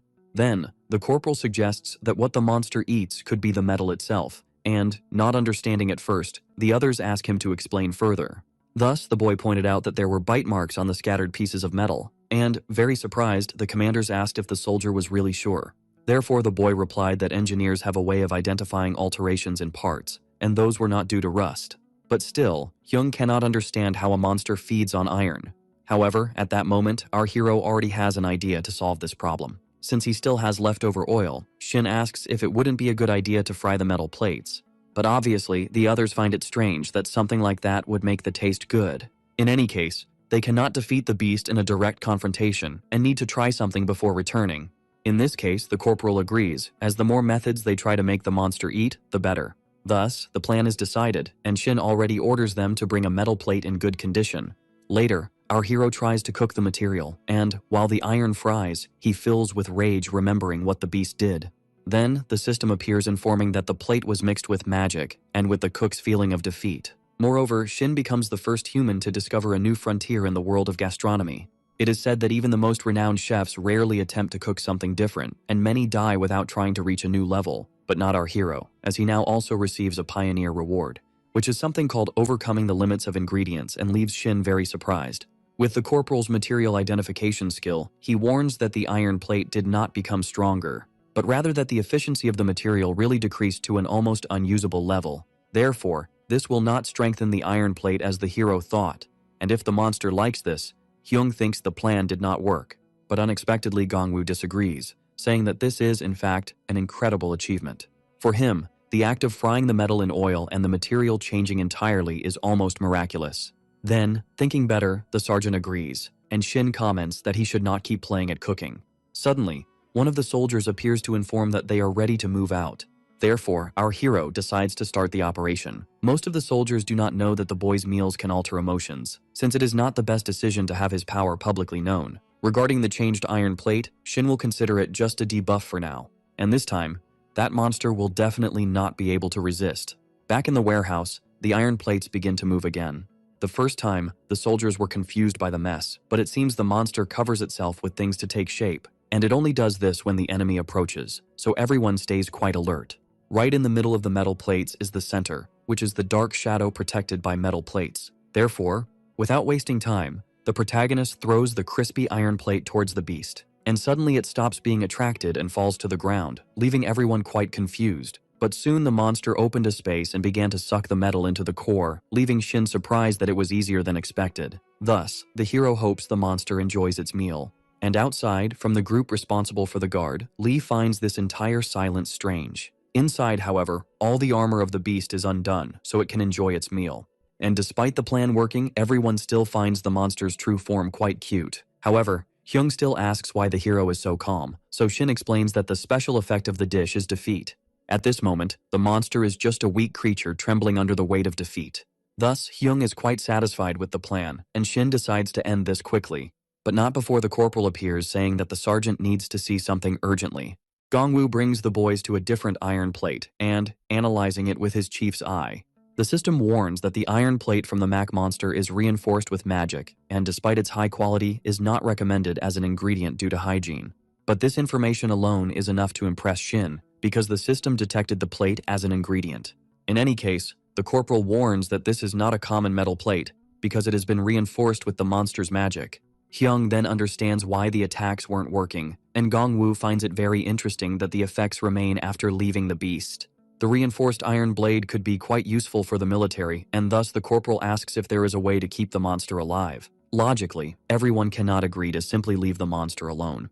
And the protagonist, while understanding the point, also agrees that something like this is very dangerous. At the moment, the beast is calm, but they do not know when it might try to attack again. However, Gongwoo does not give up and warns that it is possible to use this characteristic to create something amazing. Thus, Shin wonders what he should do. and the corporal suggests they keep the monster in a safe place so they don't lose these materials. In this case, Hyung asks what our hero thinks about this and if he is willing to give up this opportunity. And making Gongwoo very happy with the answer, he says he will not let it pass. Thus, the military gets excited and decides to try, and in a few seconds, the monster is placed inside a cage. Then, Shin warns that Mac will stay there from now on, and that there is no piece of metal nearby, which makes the monster furious. At another moment, the engineers analyze the metals obtained from the monster and realize that it is much stronger than normal. Obviously, they are very excited, and our hero thinks this is great. Gongwoo, for his part, thanks them for trusting them and prioritizing the acquisition of materials. Then, since his work there is done, Shin lets the corporal proceed with the plan and do his best. Amid the construction, the system identifies several low-level kitchen materials, and Shin gets excited that, once again, everything is being shown as possible ingredients. If the engineer's identification trait only works on materials, our hero's is superior and limitless. Thus, he thinks that if used together with the chief's eye that identifies weaknesses, they can handle any monster that appears. A few days later, the modifications are finally completed, and Gongwoo asks what the superiors thought. But the result was so impressive that everyone was left speechless. As the truck even has horns, one of the soldiers compares it to something out of a Mad Max movie. However, despite the design being strange, the engineer assures that it will work well, and Shin sees no problem with that. Getting straight to the point, the corporal warns that the vehicle can be used for driving and combat, and that the spikes on the side can easily destroy monsters. Except for the last steel monster they encountered recently, which our protagonist understands. In any case, the engineer asks to think of the truck both as a barricade and as a tank. Moreover, with an acoustic insulator, they will reduce the noise, and Shin is very happy with how things are going. Changing the subject, Hyung asks how Mac is doing, and the sergeant informs that he is fine. For now, the boy is monitoring while feeding him, and he doesn't seem to transform with just a few metal plates nearby. Additionally, the iron plates he eats are reinforced with magic, which is great for the guild. So, it seems that whenever a metal plate is given to the monster, he reinforces it. At this moment, the reinforcement process is slow, but the engineers are trying to improve it to, who knows, one day build a wall. And while the hero is worried, Hyung thinks it's a good idea. Later, the commanders look for a convenience store and find it practically at the border. In this case, Lee suggests sending the new vehicle there, but Shin warns that they will need supplies. However, Hyung knows they can't just stay there because they need to try something, and Lee is the first to agree, even though she is still not sure if they will find anything useful. That's because, although it's not a well-known store, the people living nearby would have continued to use it. But still, Hyung wishes to go in hopes that the place isn't completely empty. And since it's close, Shin understands that this might not be a bad idea and agrees to prepare and head out. In front of the convenience store, everyone is impressed with the truck's performance. The first attempt was very smooth, and the vehicle really tears most monsters to pieces. But still, the military will have to clean up all the blood and flesh, and the sergeant confesses he didn't think about the cleanup. Shin, for his part, asks them to stay focused and to eat military ration number 3. And while the military cheers, the hero thinks it's quite convenient to label numbers based on the dish's effect. This jerky has the effect of sensitive hearing, so the military enters the store quite alert. And as the group split up, each begins to search for supplies on the shelves. But unfortunately, they find nothing. However, just to be cautious, the hero decides to look a bit more. At this moment, a soldier catches the sergeant's attention, reporting a zombie corpse there. And the condition of the wound was as if it had been struck in the head by an axe. Therefore, it seems that some survivor in the area took care of this. But suddenly, a strange sound is heard by everyone, startling the whole group. Quickly, Shin tells his colleagues not to move, and, paying close attention to his surroundings, the hero realizes there is something inside the market. Definitely, the sound is coming from inside the place where the butcher is. And it's noticeable that the sound is being muffled, as if someone is trying to hide their presence. In this case, the unit approaches, already thinking it might be a type of monster that ambushes its prey. Then, Kwang uses all his strength and breaks down the gate, completely destroying it. Behind, our hero also advances and uses his chief's eye, because even if he doesn't know what kind of monster it is, if he discovers the weakness, he can defeat it. It would be like a piece of meat that was prepared to be cut, or a dish that would be ready to be cooked. But unexpectedly, what the system identifies is just the presence of a human. So, with no way to escape, the person appears, revealing herself to be a girl trying to protect her younger brother. In the past, a group of survivors arrived with supplies at this market, but unable to carry more, they thought it was a waste. In light of this, a woman warned them to leave soon because it was dangerous to stay there. And, although they had already filled their backpacks with everything they could, one of them suggested hiding the rest. However, the girl was more concerned about leaving quickly, as they could come back later. Thus, the two men were a bit disappointed, and one of them called Suyeon and her brother to leave. However, just when they were about to leave, something appeared, destroying everything and causing massive damage. Some of the men were cut and others were thrown away. Then, the one with the ponytail ran and shouted for Suyeon to flee, warning about the strange creature that appeared. Initially, both the girl and her brother didn't understand, and the man kept insisting that they flee immediately. But before he could explain the situation better, the creature tore him apart right in front of the two. And faced with this shock, Suyeon grabbed her brother by the arm and ran without even looking back. So, while all of her companions were killed by the monster, the girl remained hidden with her brother, trying not to make any noise.